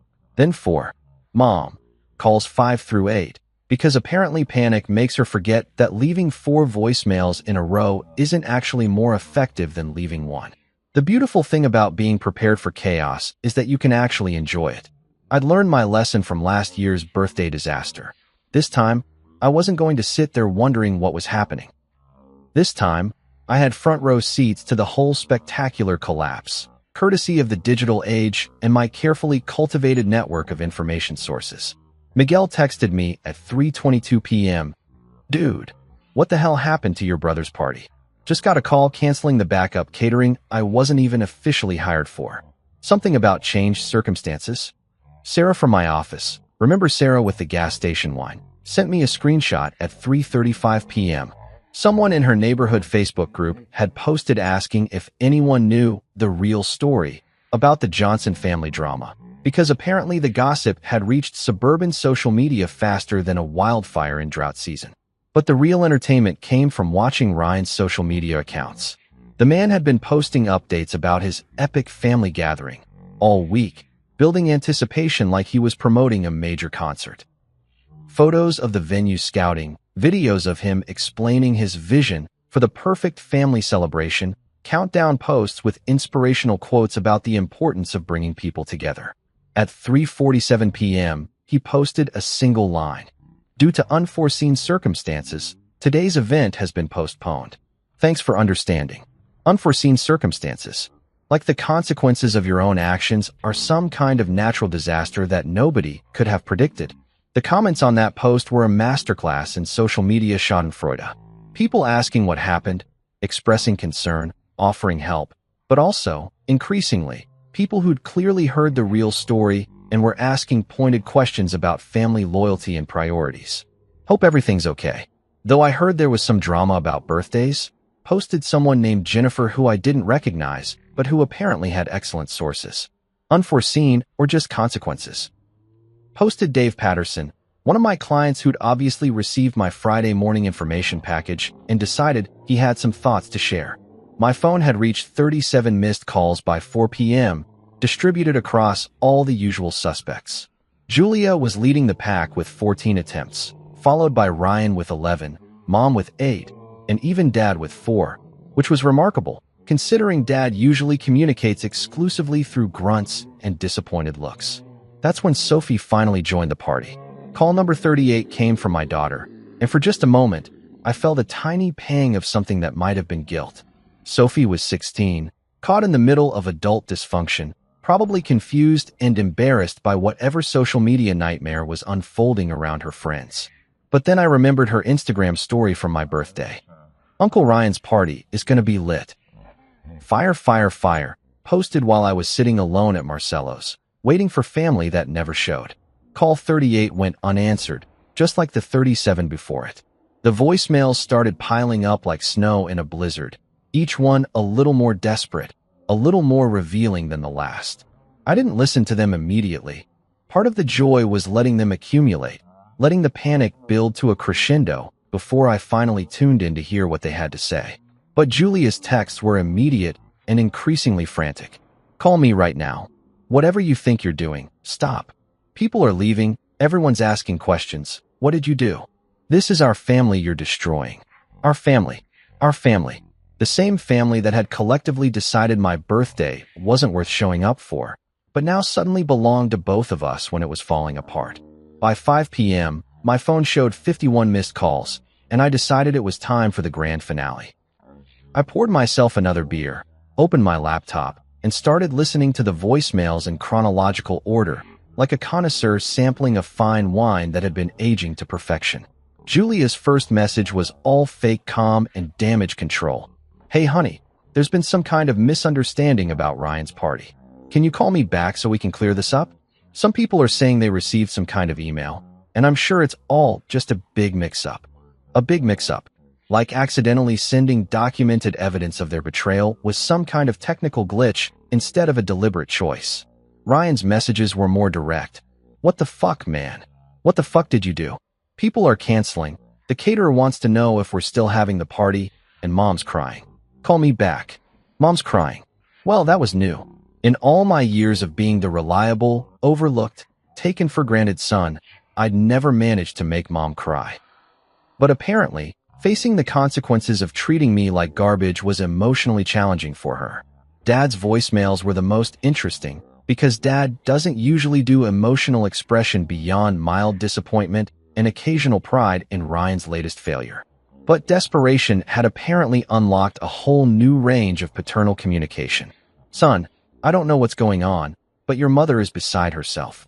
People are calling asking about some kind of family drama, and Ryan's party is falling apart. I know we haven't always. Look, can you just call us back? Please. Please. When was the last time my father had said please to me about anything?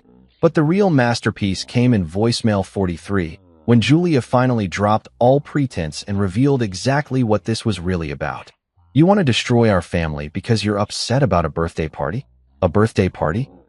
You're willing to humiliate us in front of everyone we know because we missed one dinner? This is insane. This is cruel.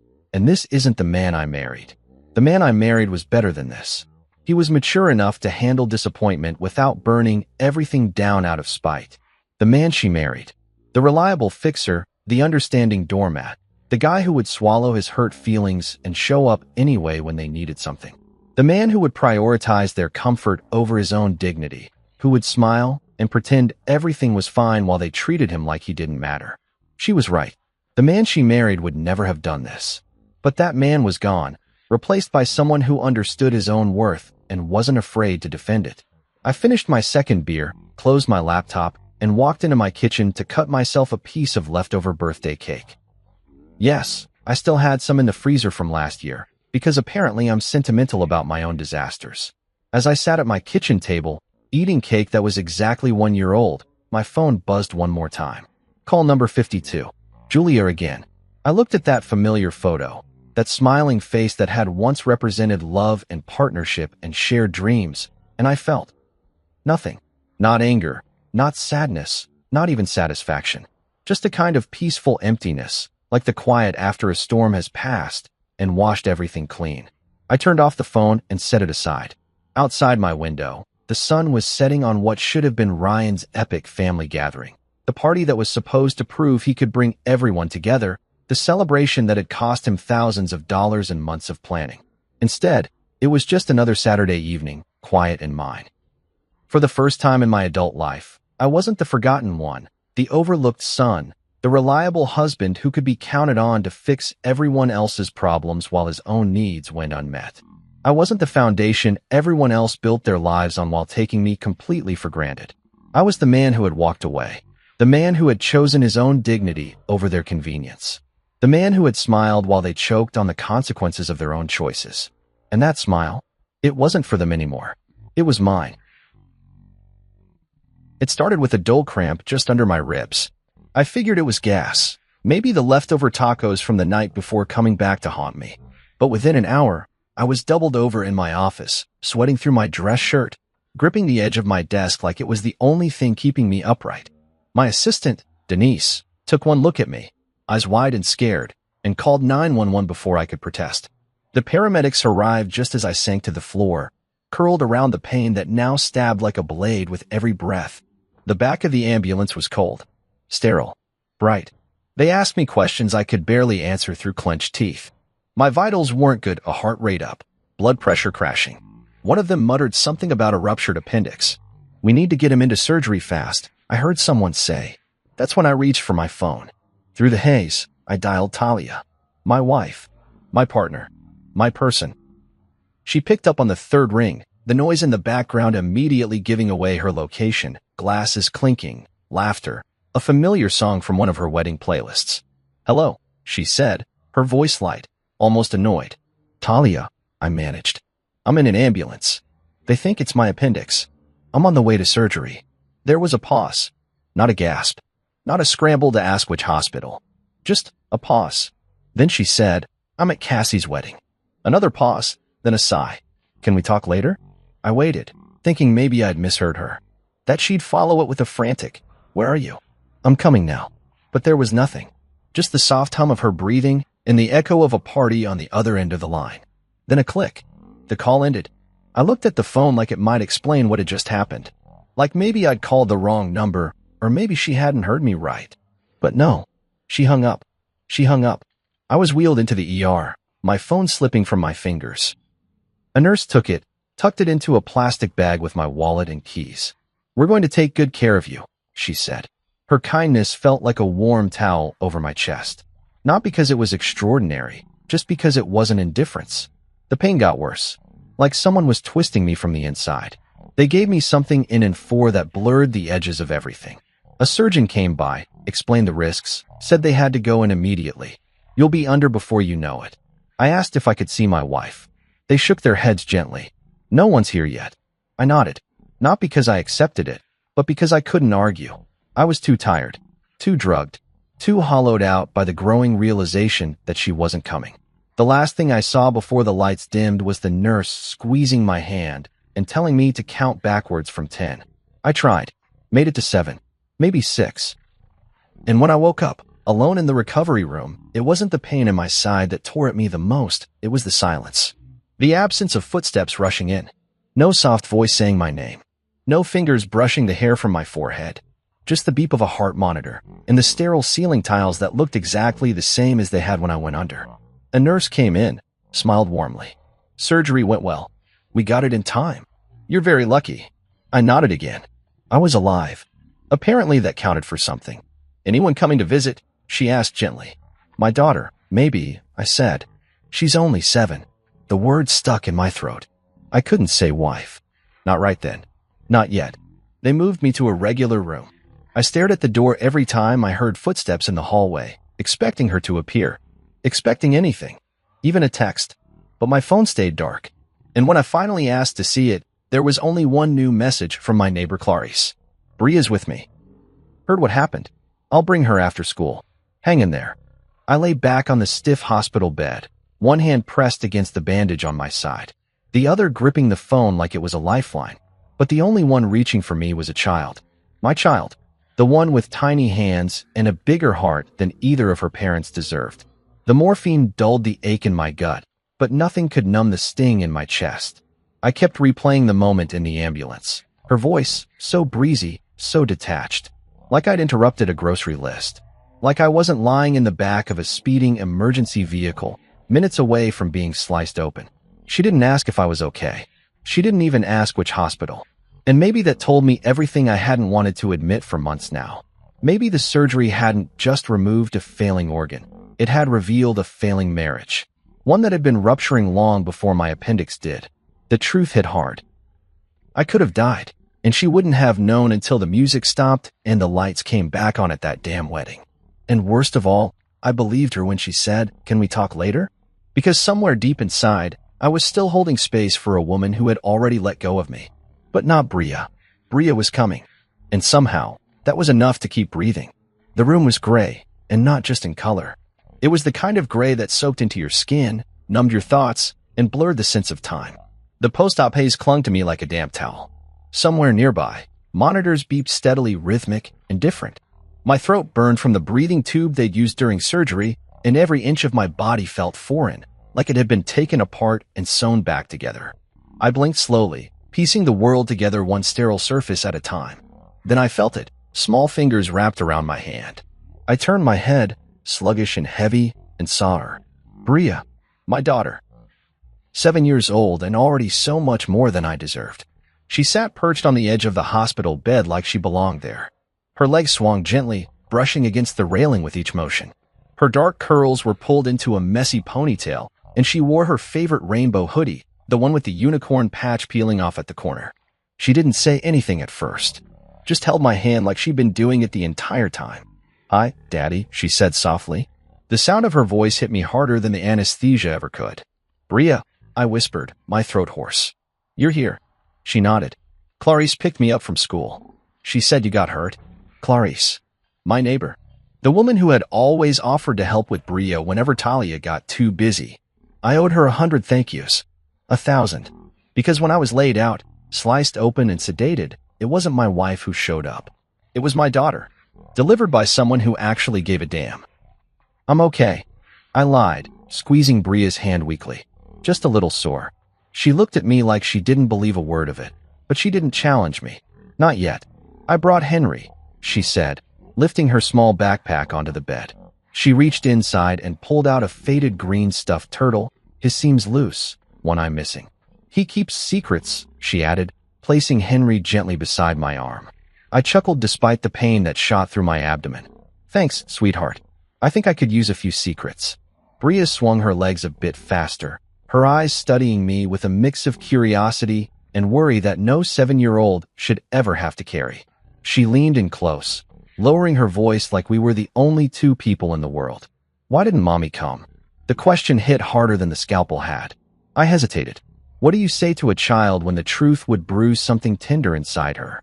When the person she trusted most had chosen glitter and champagne over a hospital gurney?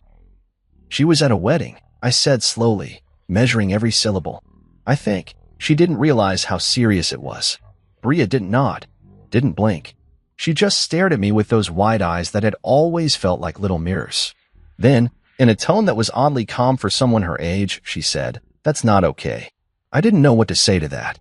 I wanted to defend Talia, to make excuses, but I couldn't find any that made sense, not to her, not to me. Bria reached out and placed her hand over mine again. "I'll stay," she whispered. And she did. For hours, she stayed perched beside me, humming to herself, coloring in her notebook, occasionally checking my monitor as if the beeping meant something she could fix. The nurses adored her. One brought her an extra pudding cup. Another let her borrow a stethoscope. Clarice eventually returned with snacks and a warm blanket for Bria, and I could see the worry etched into her face when she looked at me. "She's strong," Clarice whispered when Bria stepped out to use the restroom. "She wouldn't leave you if you asked her to." I nodded slowly. "I know." As the afternoon faded into evening, I drifted in and out of sleep, lulled by morphine and Bria's soft, constant presence. She didn't cry. Not once. She just existed beside me like an anchor. When the world felt unsteady, she kept it from tilting too far. At one point, I woke to find her asleep at the foot of the bed, Henry tucked under her chin, her notebook clutched to her chest. I reached for it gently, flipping through the pages. There were drawings, bright, bold strokes of color. One of the pictures was of a hospital bed, a little girl sitting beside it, holding the hand of a man with a tube in his side. Underneath it, she'd written, "This is how I helped." I closed the notebook slowly, a lump forming in my throat. She had helped, more than she would ever understand. The door opened quietly a little while later. A nurse stepped in, checked my vitals, and smiled down at Bria. "She's been amazing," she whispered. "Most kids get scared in hospitals. She's been like a little guardian." I nodded again, words still caught in my throat. That night, after Clarice convinced Bria to go home and get some rest, the room felt cavernous without her. The silence was louder, emptier. Talia still hadn't called, still hadn't texted. I was alone again in every sense that mattered. I stared at the ceiling, fingers twitching where Bria had held them for so long. The painkillers dulled the physical ache, but the emotional one simmered just beneath the surface, like embers waiting to ignite. I didn't cry. I wanted to, but something about the way Bria had sat beside me, unflinching and faithful, made me hold it together just a little longer. Because she hadn't fallen apart, and if my daughter could sit in this cold, sterile room without breaking, so could I. Before I fell asleep, I whispered into the quiet, hoping the walls would keep the secret too. "Thank you, Bria. Thank you for showing up." She was just 7, but in that moment, she was everything. I woke to the sound of stilettos tapping down the hall. There was a rhythm to it, too deliberate to be a nurse. The door creaked open, and in walked Talia, still dressed like the party hadn't ended. Her curls were intact, cascading down her shoulders in ringlets too perfect for morning. Makeup clung to her face, lipstick slightly faded but visible, foundation layered like armor. She wore the lavender dress I'd seen hanging in our closet for weeks, the one she said she wasn't even sure she wanted to wear. Apparently, she did. "Hey," she said softly, walking toward the bed like it was unfamiliar territory. "You look better than I thought." I blinked up at her, too drained to measure the weight of her words. My throat was dry, and the ache in my side pulsed with each breath. I tried to sit up straighter, wincing at the pain. "No, don't," she said, reaching out halfway like she might help, then stopping short. Her hand hovered for a second, then fell to her side. "Sorry I couldn't be here last night. Cassie's wedding ran long. Long. That was how she described it. As if time was the only reason she didn't show. Not choice. Not detachment. Just a schedule that got away from her." I looked at her and saw a stranger wrapped in silk and sprayed in rose perfume. A woman who kissed my cheek with lips that didn't linger, like her presence alone was the gift. She pulled back quickly, brushing non-existent lint from her purse. "How are you feeling?" she asked, not meeting my eyes. "I had a drain tube in me last night," I said flatly. "Still do." She nodded like I'd told her the weather. "Well, I'm here now. She glanced around the room, mildly annoyed by the clutter of used tissues, empty water cups, and the faint antiseptic scent that clung to everything. Room's kind of depressing, she added. It was a hospital. It wasn't meant to be a honeymoon suite. I didn't respond. I just watched her as she finally sat down, crossing her legs at the knee, her dress riding up slightly but never losing its poise. Her phone chimed. She smiled as she pulled it from her purse. Cassie and Trey landed in Cabo, she said, scrolling. Oh, actually, they ran into an issue at the resort. Had to upgrade last minute.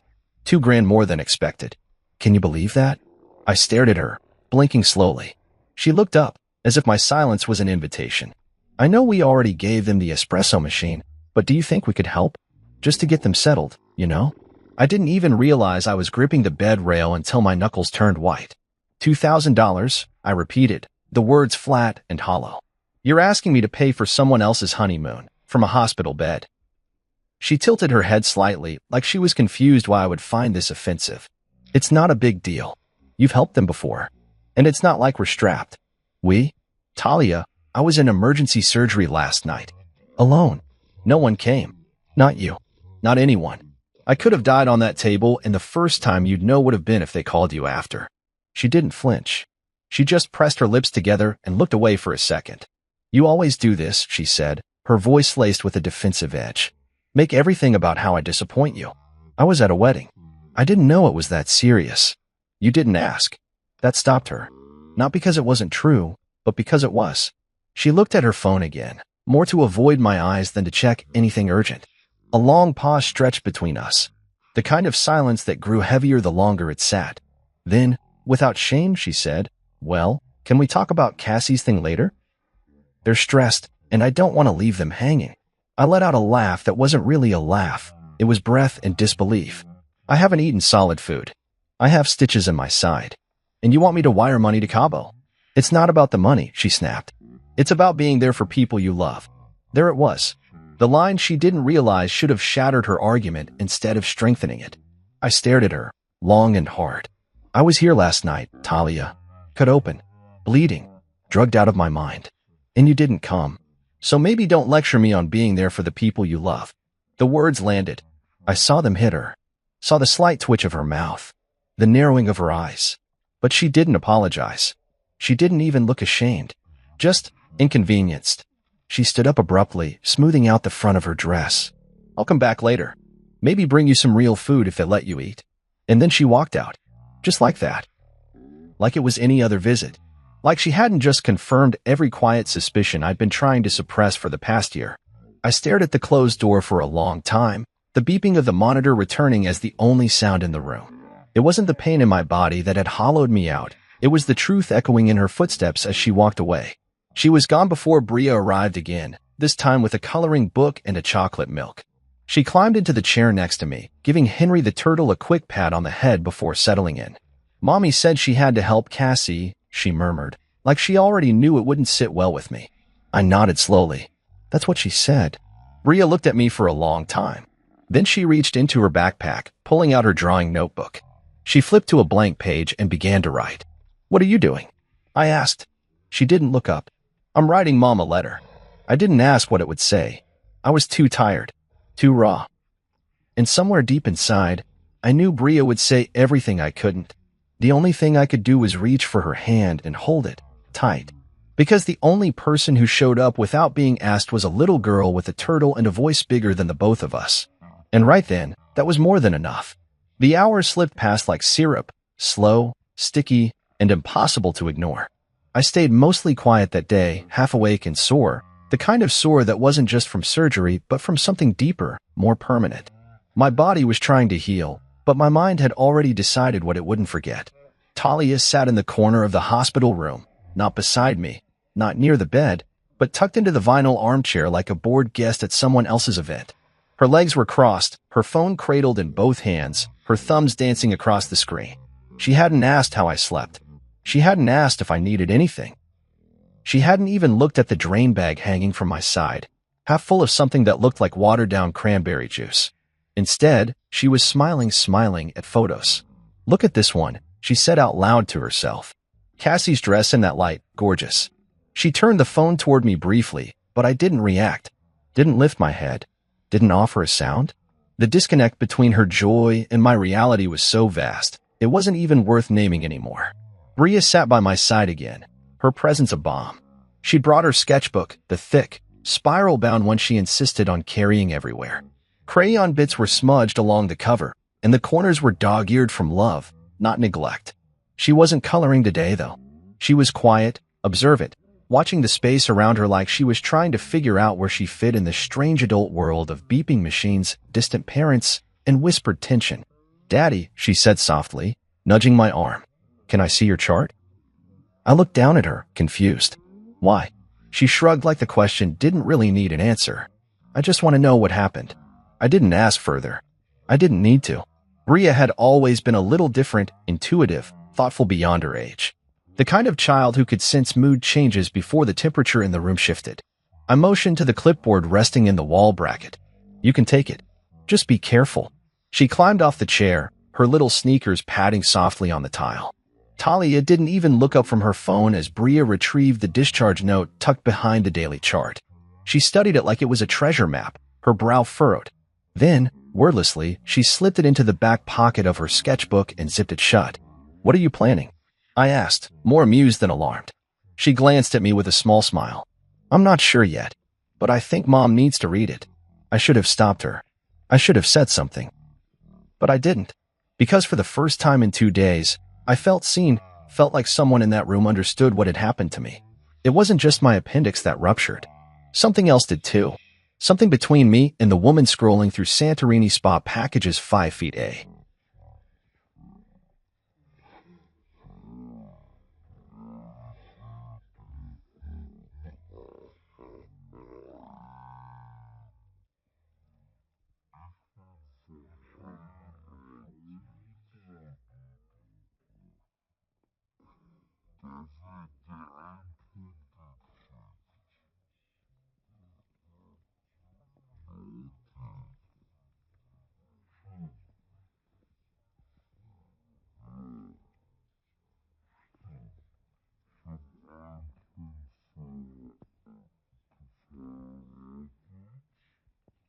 Later that night, the room quieted. The nurses made their rounds. The lights dimmed to a gentle yellow that buzzed softly in the corners. Talia was still in the chair, her eyes now scanning Instagram reels, laughing quietly to herself every now and then. I wasn't sure what hurt more, her distance or her ease. Bria sat cross-legged on the floor with her sketchbook open again. But she wasn't drawing. She was writing. Her glitter pen moved slowly, deliberately. The tip scraped softly against the thick paper, her tongue poking out between her lips in concentration. She flipped back and forth a few times, then settled on a clean page. I watched, curious but too tired to ask. When she finished, she carefully folded the page in half, then again, and tucked the paper, along with the discharge note, into a blank white envelope she'd pulled from her backpack. "Where did you get that?" I asked. "Clarice," she said. "I told her I wanted to write a letter." I nodded slowly, swallowing past the dry lump in my throat. "Did you write it for me?" She shook her head. "For Mom." That answer landed like a stone skipping across still water. I didn't know what Bria had written, and I didn't ask. Some part of me trusted her to say what I couldn't, what I'd long stopped trying to. She closed the envelope carefully and looked at me, her eyes clear. "Can I leave it on her pillow when we get home?" I hesitated, then nodded. "Yes," I said. "She needs to know." Bria crawled up into the chair beside me and leaned her head on my shoulder. I winced slightly at the pressure, but didn't move. I couldn't. I didn't want to. "Do you think she'll be mad?" she asked after a while. I looked across the room at Talia, still glued to her screen, still lost in a world I no longer lived in, and then down at the envelope in Bria's lap. "She might be," I said honestly. "But sometimes people need to hear the truth, even when it's uncomfortable." Bria nodded slowly, as if she already knew that, as if she'd known it far longer than a 7-year-old should. The nurse came in a bit later, checking my 4 and updating the chart. Bria yawned and rested her head against the side of the bed. I reached over and brushed a curl from her forehead. "Go to sleep, baby," I whispered. She nodded, clutching Henry the turtle to her chest. Across the room, Talia looked up just once. She saw us, me and Bria, huddled in silence, and for a brief second, her face twisted into something unreadable. But she didn't say anything. She didn't ask about the envelope Bria now held under her palm. She just returned to her scrolling, pausing only to like a photo of Cassie and Trey toasting in the glow of a candlelit dinner. That night, the monitors kept beeping. My side throbbed. But none of it hurt as much as knowing the most important moment of the day didn't even register for my wife. My daughter wrote a letter. And I hoped it would be loud enough to be heard over 1,000 missed moments. We returned home 3 days later, though the word home no longer felt accurate. It was just a structure now, walls and beams and hollow spaces where intimacy used to live. I walked slower than usual, hunched forward like a question mark, my body still learning how to move without screaming. The incision in my side burned with each step, every breath stretching the line of stitches, but I said nothing. What was the point? Talia barely spoke during the drive. Her fingers tapped constantly against her phone screen, the soft clicks syncing with the car's turn signals like a metronome for her apathy. She didn't ask if I was hungry, didn't ask if I needed help into the house. When we pulled into the driveway, she simply got out, heels clacking against the pavement as she carried her purse and went inside ahead of me. Bria stayed close, one hand on my elbow, her tiny frame acting like a pillar I shouldn't have needed but did. Inside, the air smelled like lemon cleaner and silence. Talia had arranged for a cleaner to freshen up the place before we came home. She said it was so I wouldn't have to worry about mess when I returned. But it didn't feel like a gesture of care. It felt like staging. Like the house had been prepped for appearances, not recovery. I sank slowly into the couch, biting my lip against the ache as I eased down. Bria ran to get my blanket, the one with the navy and gold checkers she always insisted made me look like a superhero. She draped it over my legs, and then scampered off to the kitchen without a word. The sound of drawers opening and the soft scrape of a chair being dragged caught my attention. I turned my head slowly and saw her at the kitchen table, glitter pen in hand, notebook open again. She sat with a quiet focus, her tongue tucked at the corner of her mouth, just like she did when she was trying to get her unicorn drawing symmetrical. She was writing again. This wasn't the playful kind of writing. No hearts, no stars, no doodles in the margins. Just neat lines and her small hand pressing firmly, like every word had to land with the right amount of weight. She folded the paper, opened a fresh envelope, and slid the note inside. Then she reached into her sketchbook and took out the hospital discharge summary she'd tucked away days earlier.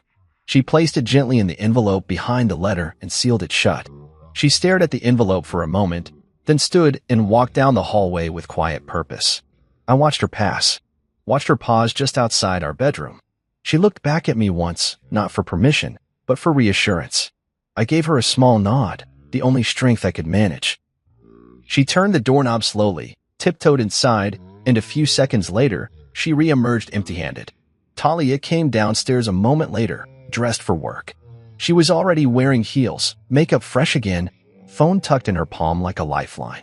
"I've got meetings this morning," she said, not looking at me. "Did you take your meds yet?" "I did," I replied. My voice cracked a little. I hadn't spoken much since we got home. Maybe I didn't trust it to carry all I was holding in.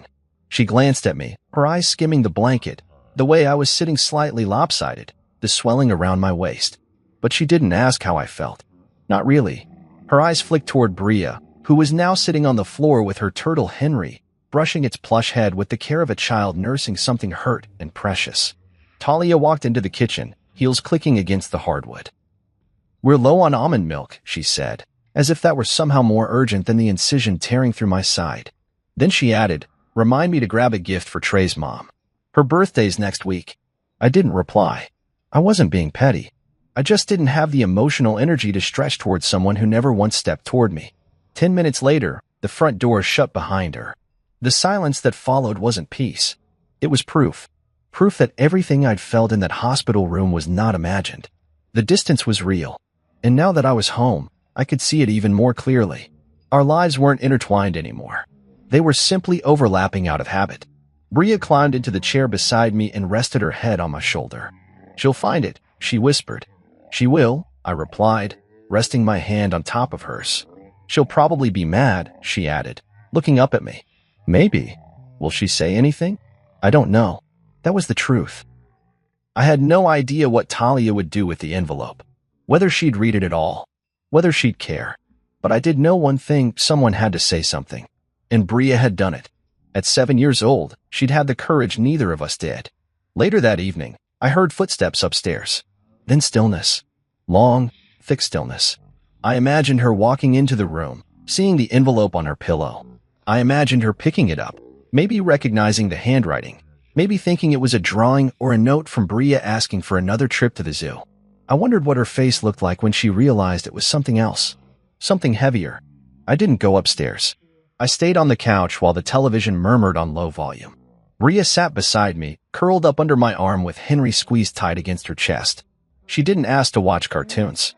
She didn't ask for snacks. She just stayed close. Like I was the patient and she was the caretaker. And maybe that was true.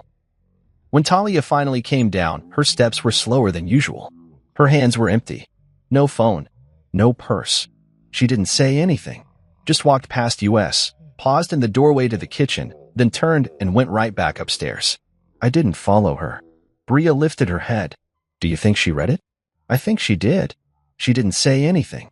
She doesn't know how to, I said softly. Bria nodded like she understood something deep and painful and adult. She has to feel it first. And maybe that was the most profound thing I'd heard in weeks. The envelope had been delivered. Now we waited to see if the words inside could do what silence never could.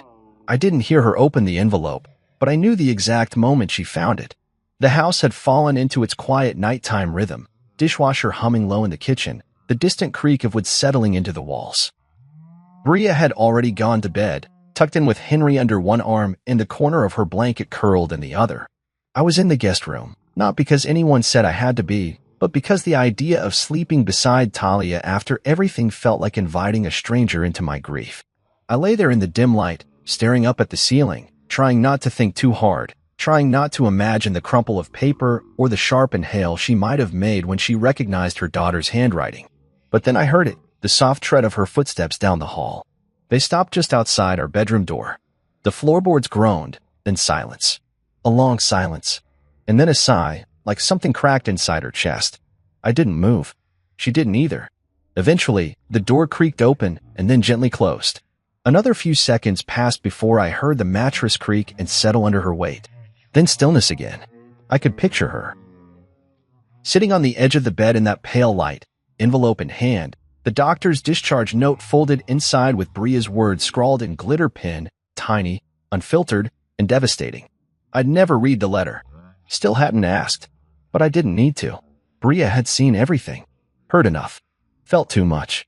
And in her own way, she'd become the witness I didn't know I needed. I sat up slowly, the incision pulling like a stitch caught on fabric. I shuffled to the hallway, leaning against the door frame to catch my breath. The house was dark, but from under the crack in our bedroom door, I saw a line of light, still and faint. Then it happened. The sound of paper rustling, a breath catching in a throat. And then, barely audible, the faintest shiver in the air. I could hear it because I wasn't just listening with my ears. I was listening with everything in me. I knew that sound. Her hands were shaking. For the first time in what felt like forever, the silence wasn't mine, it was hers. The weight of that reversal was nearly enough to drop me to the floor. I didn't knock. I didn't speak. I backed away from the door, back into the guest room, and sat on the edge of the bed, stunned by the reality of it. She was finally seeing it. Not just the paper. Not just Bria's words. She was seeing me. All those nights she rolled away instead of asking how work was. All those dinners where I carried the conversation like luggage only I packed. All the birthdays, anniversaries, long silences dressed up as peace. The overlooked efforts. The forgotten kindnesses. The apologies I'd never been owed but gave anyway. Now, in that room, with Bria's tiny handwriting spelling out everything I'd left unspoken, Talia was facing the one thing she couldn't ignore: reflection. Not accusation. Not revenge. Reflection. An hour passed before I heard her move again. She padded into the hallway barefoot, more slowly than usual. Her pace was tentative, hesitant. She paused outside the guest room, and I held my breath, unsure if she'd knock or keep walking. The door creaked slightly, and then she pushed it open with a hand that still trembled. Her face was pale, washed out under the hallway light. Her eyes looked softer, but guarded, too. She didn't say my name. Just stood there, the envelope in one hand, the folded note in the other. I read it, she said, her voice small. I nodded. She stepped in slowly, as if the room might collapse beneath her. She wrote it herself. You didn't tell her to, right? No, I said. She looked down at the paper again, her eyes welling, not spilling, but holding something at the edge. She said she saw me smiling at pictures while you were in pain, Talia murmured. She said she was scared, not just for you, but for what it meant that I didn't care. I didn't answer. Not because I couldn't, but because she needed space to say what she hadn't been able to. She said I didn't come when it mattered, she whispered. You didn't. The words hung there like smoke. Heavy, honest. Talia sank down into the chair in the corner, the one where she'd scrolled through wedding photos in the hospital room without so much as a glance at my face. Her fingers gripped the edge of the chair. I didn't think it was that serious, she said again, repeating the excuse like it might sound better the second time. You've always been strong. You always bounce back. I thought. You thought I could do it alone, I finished for her. And I did. But that wasn't the point. She pressed her lips together, then opened them again only to close them once more. Why didn't you say anything? She asked. Why didn't you scream or demand I come? Because I didn't want to ask to matter, I said quietly. I wanted to see if I did. The silence that followed wasn't cold. It was aching. It was the sound of bricks falling out of a wall she didn't realize she'd built. She looked at me, eyes rimmed with red. I'm sorry. I believed that she wanted to mean it. I even believed she meant it in the moment. But I'd learned that apologies weren't always repair. Sometimes they were just punctuation at the end of a long sentence no one had the courage to edit. I nodded, accepting what I could, leaving the rest untouched. She reached into her pocket and pulled out Bria's stuffed turtle. Henry. She left him on my pillow too, she said. Said he keeps secrets. He does, I said. But Bria? She doesn't. Talia managed a weak smile. No, she doesn't. For a long while, neither of us moved. We didn't rehash the hospital, or the wedding, or the way silence had replaced intimacy over time. We just sat in the gravity of a letter written in glitter ink that had said more than a marriage full of dinner conversations ever had. Eventually, Talia stood and walked back toward the door. She turned before she left, one hand resting on the frame. I don't know how to fix this, she admitted. I nodded slowly. I don't either. But in that moment, I knew something had shifted. Not healed. Not reversed. Just shifted. Because her hands had shaken. And that meant, for once, she'd felt it. The next morning arrived with the smell of burnt toast and scrambled silence. The house was unusually still, as if it too had read Bria's letter and didn't know how to respond. I lay in bed listening to the muffled sounds of movement. Talia in the kitchen, fumbling with pans like she wasn't sure what to do with her hands now that they weren't holding her phone. I rose slowly, my body stiff and sore, the incision pulling with each breath. I didn't call out or announce myself. I just moved down the hallway like a ghost revisiting a life he used to live. The kitchen was awash in morning light, too bright for the kind of quiet that filled it. Talia stood over the stove, her robe cinched too tightly, hair pulled back into a bun she used when she didn't want to be seen. She turned when she heard me, but didn't smile. Scrambled eggs, she said softly. And toast. I forgot the timer on the first batch.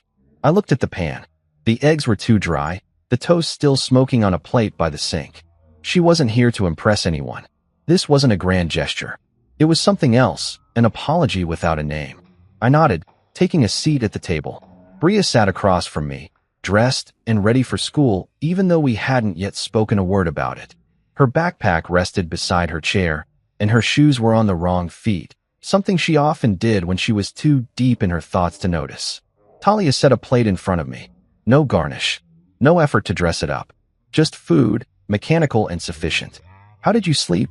She asked, still standing. I took a bite of toast and chewed slowly before answering. Fine. She nodded, then moved to the counter and began wiping down a perfectly clean surface. I was thinking of taking Bria to school today. You could rest. Bria looked at me for permission, like I was still the compass she trusted even when the maps got confusing. That's fine, I said. Talia glanced over. I mean, unless you'd rather I didn't. I didn't answer right away. You should take her. Bria stood slowly, slinging her bag over one shoulder. She walked around the table and pressed a kiss to my temple. Text me later, she whispered. Always, I replied. She didn't kiss her mother. Just walked to the front door and waited. Talia followed a moment later, pausing with her hand on the knob. She looked back at me like she wanted to say something, like the apology was still somewhere between her throat and her lips. But it didn't come. Not yet. When the door shut behind them, the silence left behind was heavier than their presence had been. I sat at the kitchen table for a long time, staring at the uneaten eggs, the half-burnt toast, and the empty space where words should have been. Around noon, my phone buzzed. I picked it up expecting a message from Bria, maybe a doodle or a thinking of you note in emoji form. But it wasn't her. It was an email from Talia's cousin, Cassie. Subject: thank you so much. Hey, just wanted to say thanks again for the honeymoon contribution, Trey, and I were so surprised. We landed in Cabo and upgraded our suite because of you too. You didn't have to, but we're so grateful. Can't wait to show you photos when we get back. The breath I took in was sharp, cold. There had been no gift. I hadn't authorized anything. I hadn't agreed to send money. Not after what had happened. Not after what she asked for in the hospital, as I lay there with tubes in my side and silence in my ears. I stared at the email for a long time, the words blurring into noise. Then I checked our account. There it was. A $2,000 transfer, dated the same night I'd returned home. The weight of it sank low in my chest. This wasn't just selfishness. This was an oversight. This was theft of trust, of choice, of the very dignity I'd been trying to rebuild. I set the phone down carefully, like it was something fragile I didn't want to break even though it had just broken me again. Later that afternoon, Talia returned. She stepped inside with her work bag slung over her shoulder and the car keys still in hand. She looked surprised to see me still at the table, like she thought the day would erase the inn. "How was your day?" she asked. "Cassie emailed," I said. She froze mid-step. "She thanked us for the honeymoon contribution," I added. Her eyes dropped to the floor. "I didn't agree to that," I said quietly. "I know," she replied. "No excuses this time. Just the truth in its raw, unadorned form." "I didn't say yes, Talia." "I know," she whispered again, barely audible. "Then why?" She hesitated. "Because they asked. Because I didn't want to say no. Because it felt easier to ask for forgiveness than permission." "You didn't even ask for forgiveness." She finally looked up. Her eyes were red-rimmed again, but this time there were no tears waiting behind them, just exhaustion. "I don't know how to fix what I've done." I nodded. "You don't. But that doesn't mean I'll keep pretending it's not broken." She opened her mouth to respond, but nothing came out. So I stood, every movement deliberate, and walked past her toward the guest room. I didn't slam the door. I didn't yell. I just closed it. That night, I lay in bed with my back to the door, staring at the wall until sleep finally came. And in that stillness, I realized something simple but final. There were no apologies. Not real ones. Only a hollow routine dressed up as love. And I'd finally stopped listening for sorry. A week passed like fog, clinging to everything, softening the edges but not enough to hide the bruises underneath.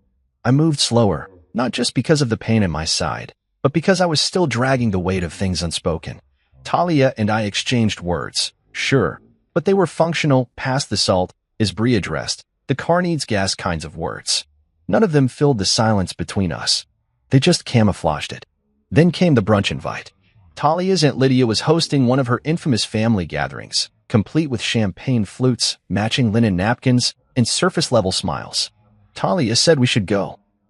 "Everyone will be there," she'd insisted, her tone teetering on obligation and desperation. "It'll be good to show up." "Show up for who?" I asked. She didn't answer. I didn't want to go. The idea of sitting through stories of wedding cakes and honeymoon packages made my chest tighten, but Bria heard us talking. She looked up from her cereal with a quiet kind of hope. "Will Grandma be there?" she asked. "And Aunt Lydia's dog?" I nodded slowly. "Yeah, baby. They'll be there." "Then can we go?" "Just for a little," she asked, her eyes shining the way they used to when she believed the world was fair and kind. So I said yes. Not for Talia. For Bria. We arrived to a house filled with curated warmth, scented candles, pristine white furniture, and soft jazz humming through invisible speakers. People greeted us at the door with their kisses and tilted glances. Talia's hand brushed mine once in the driveway, like she was testing if I'd be the husband she could parade again. I kept my hands in my pockets. Inside, Lydia welcomed us with the performative joy of a talk show host. "Darling, you're glowing." "Oh, and look at you," she added to me, her voice dipping into polite surprise. "You made it." "I'm not dead," I replied, maybe a little too flat. She blinked, then chuckled, brushing it off with a pat on my arm. "You always were the dry one." Bria darted toward the backyard, chasing after the corgi with her usual giggle, the sound of it briefly restoring some brightness to the day. We moved to the dining room, where the table was already set, placed cards, polished silverware, miniature name tags tied with ribbon. Talia sat near the center, next to Cassie and her new husband Trey, who looked like he still hadn't unpacked from Cabo. I was placed at the far end, between Lydia's husband and a cousin I hadn't seen in years, someone who once asked me what my name was at our wedding. I eased into the chair carefully, the incision under my shirt reminding me of the wound I still carried. I glanced around the table as the brunch began. Platters passed hands. Stories were swapped. No one mentioned the hospital. No one asked how I was doing. Not a single person looked me in the eye for longer than a second. Cassie beamed as she told the table about the honeymoon. It was magical. The room upgrade was perfect. The champagne, the view. Trey surprised me with a spa day. I felt like a queen.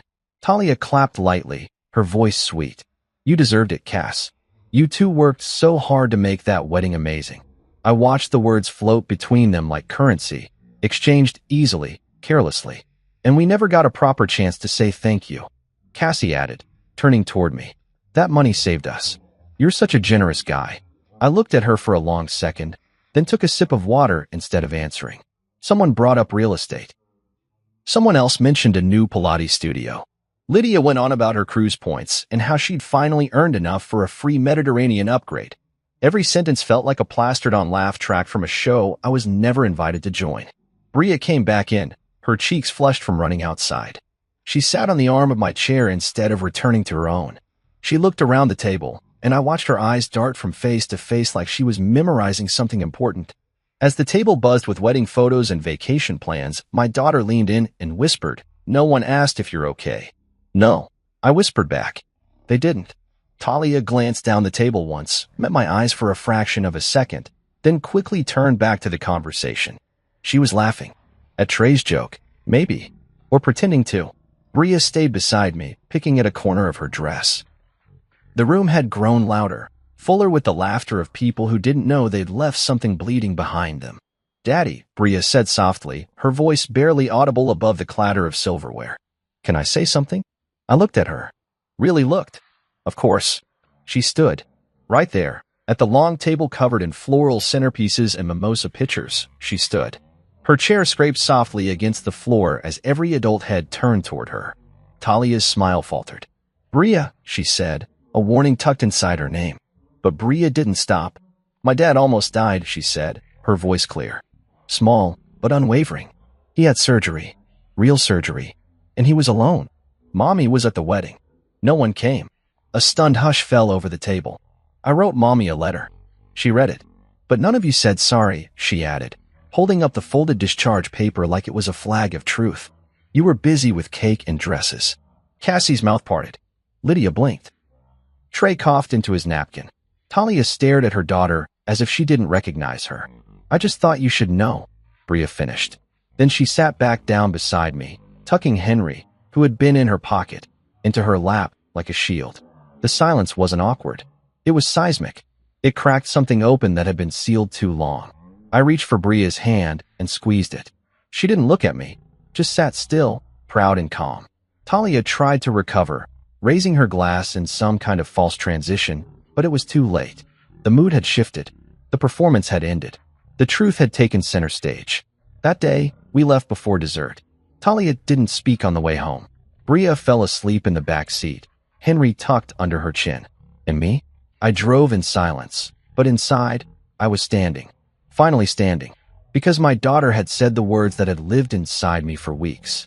And there was no taking them back. We didn't talk much the night after the brunch.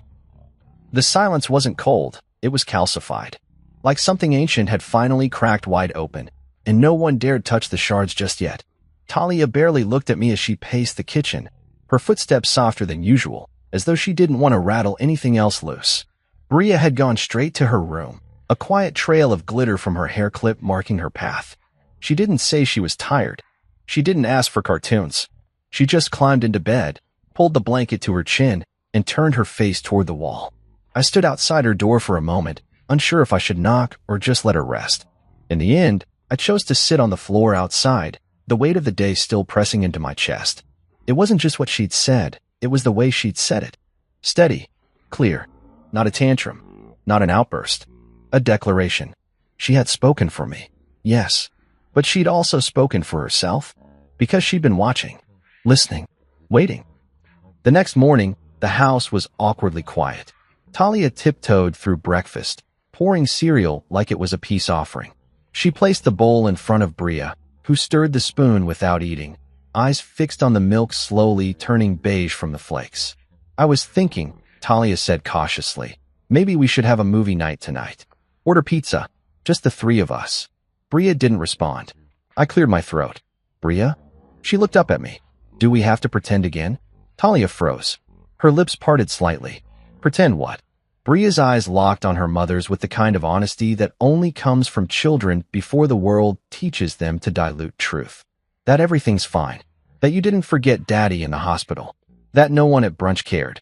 Talia's hand tightened around the cereal box. That's not fair. It's not supposed to be, Bria replied. There was no anger in her voice. Just facts. A child's math. And the numbers didn't lie. Talia looked at me then, as if begging for intervention, a bridge, a softened version of the moment. But I didn't step in. I couldn't. Bria slid off the stool and disappeared down the hall again.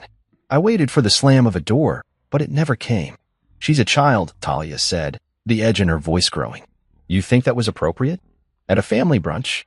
She's a child, I repeated, who watched her father go into surgery alone and come out to a party you never left. She doesn't understand the full context. She understands enough, I said.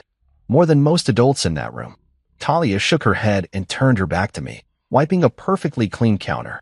You always take her side. I sighed, my fingers curling into the armrest. There shouldn't be sides, Talia. That's the problem. She didn't respond. Just scrubbed harder, like the silence was something she could wipe away. Later that day, Bria reappeared with her drawing notebook. She sat beside me on the couch and opened to a new page, flipping past sketches of Henry the Turtle and lopsided family portraits. What are you working on now? I asked. She looked up, her eyes wide. I'm writing my speech. I raised a brow. Speech? She nodded. In case I have to say it again. I swallowed hard. You don't have to do that, sweetheart. You said what needed to be said. But what if they still don't get it? She asked, tapping her pen against her notebook. What if they pretend again?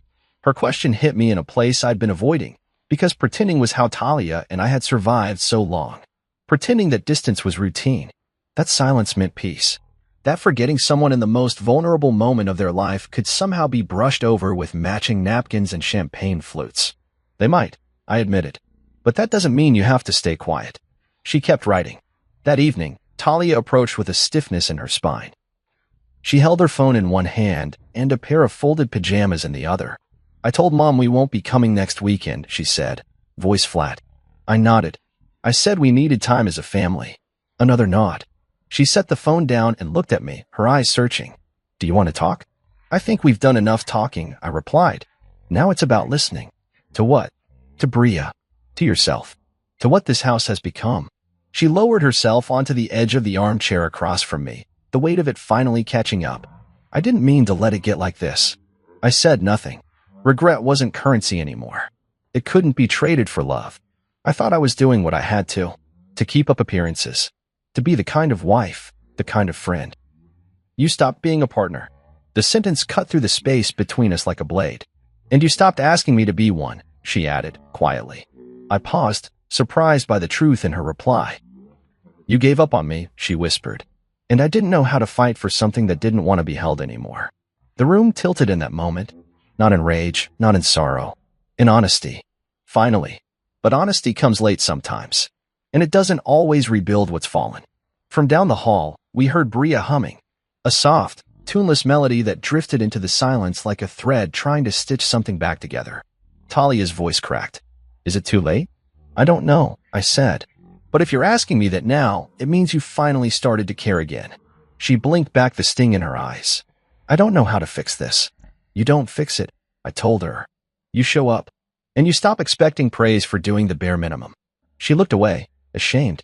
Bria came back out moments later, clutching her notebook. Can I read you something? Talia nodded. I did too.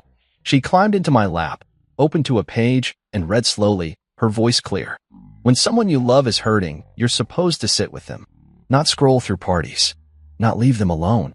If you forget someone when they're scared, they won't feel safe around you again, even if you smile later. So I want people to know what hurting sounds like, so they won't do it too. Talia cried then. Not sobbed, not wailed, but cried. Quietly. The kind of cry that comes from being seen as the villain in a story you didn't realize was being written.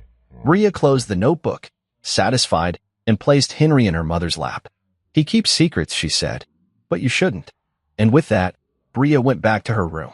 And Talia finally sat still. Really, really still. The thing about healing is that no one tells you how quiet it is. Not peaceful quiet, just still. The kind of still that follows an explosion. The kind that lets you hear your own breath and realize how long you've been holding it. The morning after Bria read her letter aloud, the house didn't bounce back. It didn't buzz with apologies or hum with reconciliation. It just existed in that gray space between damage and decision. Talia was different, yes, but not changed. She moved more softly, spoke more gently, but the air around her still vibrated with discomfort, with guilt, the kind that wants to be forgiven without truly knowing how to ask. I noticed she'd been wearing her wedding ring again. She'd stopped for a while, probably without realizing. It had sat unused in the dish by the sink for weeks. But now it was back, quietly slipped on, like maybe it could speak for her when she couldn't. She made breakfast that morning, blueberry pancakes, Bria's favorite. She asked me if I wanted coffee. I said no. We didn't talk much. We hadn't since Bria's words turned the house into something resembling a courtroom. After Bria left for school, hugging me twice, telling me I looked almost healed, Talia and I stood in the kitchen alone. She leaned against the counter, arms folded, eyes scanning the room like it was a stranger's home. I've been trying, she said, almost in a whisper. I know. She looked at me then. I don't know if it matters now. I nodded. It does. Just not the way you hoped. She swallowed hard. You're not here anymore, are you? My eyes didn't flinch. I'm in the house, but I haven't been home for a long time. The words didn't come with fire. They weren't meant to wound. They were just the truth. I didn't think it would come to this, she murmured, her voice shaky. Neither did I. She reached into the drawer beside her, pulled out a folded paper, and placed it on the counter between us. It was an apology letter, handwritten. The kind people write when they've been coached on accountability, when they finally understand what harm feels like from the other side. I didn't pick it up. I wrote it, she said, tapping it once. But I think I'm too late. You are, I said, gently. But thank you for writing it anyway. She nodded, her fingers twitching nervously. What now? It wasn't the first time she'd asked that question, but it was the first time she said it without expecting me to carry the answer. I've been looking at places, I said. Nothing far. Just enough to breathe. Her eyes didn't widen. She didn't gasp. I think, somewhere inside, she knew it was coming. Maybe she had known for years and just kept hoping that if we both stayed silent long enough, the story would rewrite itself. For Bria, she asked, voice cracking. For all of us, I said. She needs to see that love isn't supposed to feel like waiting. A tear slipped down her cheek, but she didn't wipe it away. I don't want to lose my family. You lost me the moment I realized you'd rather protect a party than hold my hand in an emergency room, I said. This is just the part where we stop pretending it didn't happen. She reached for the counter, steadying herself like the floor had moved. I never hated you, I added, even when it hurt. I just kept hoping you'd see me again. But you didn't. And Bria did. That's what saved me.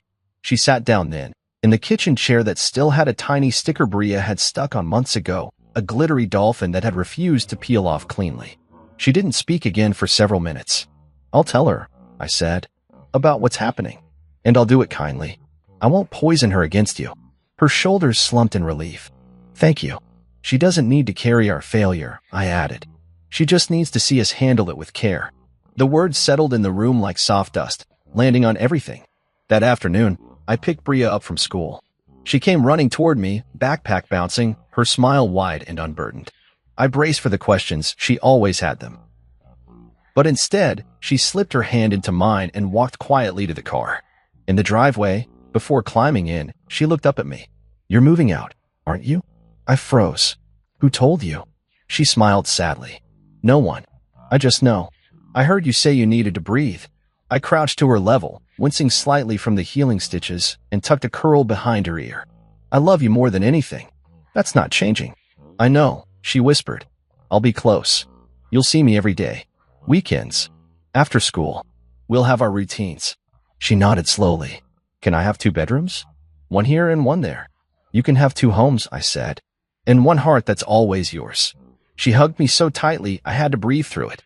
When we got inside, Talia was waiting in the living room. Bria ran to her and hugged her without hesitation.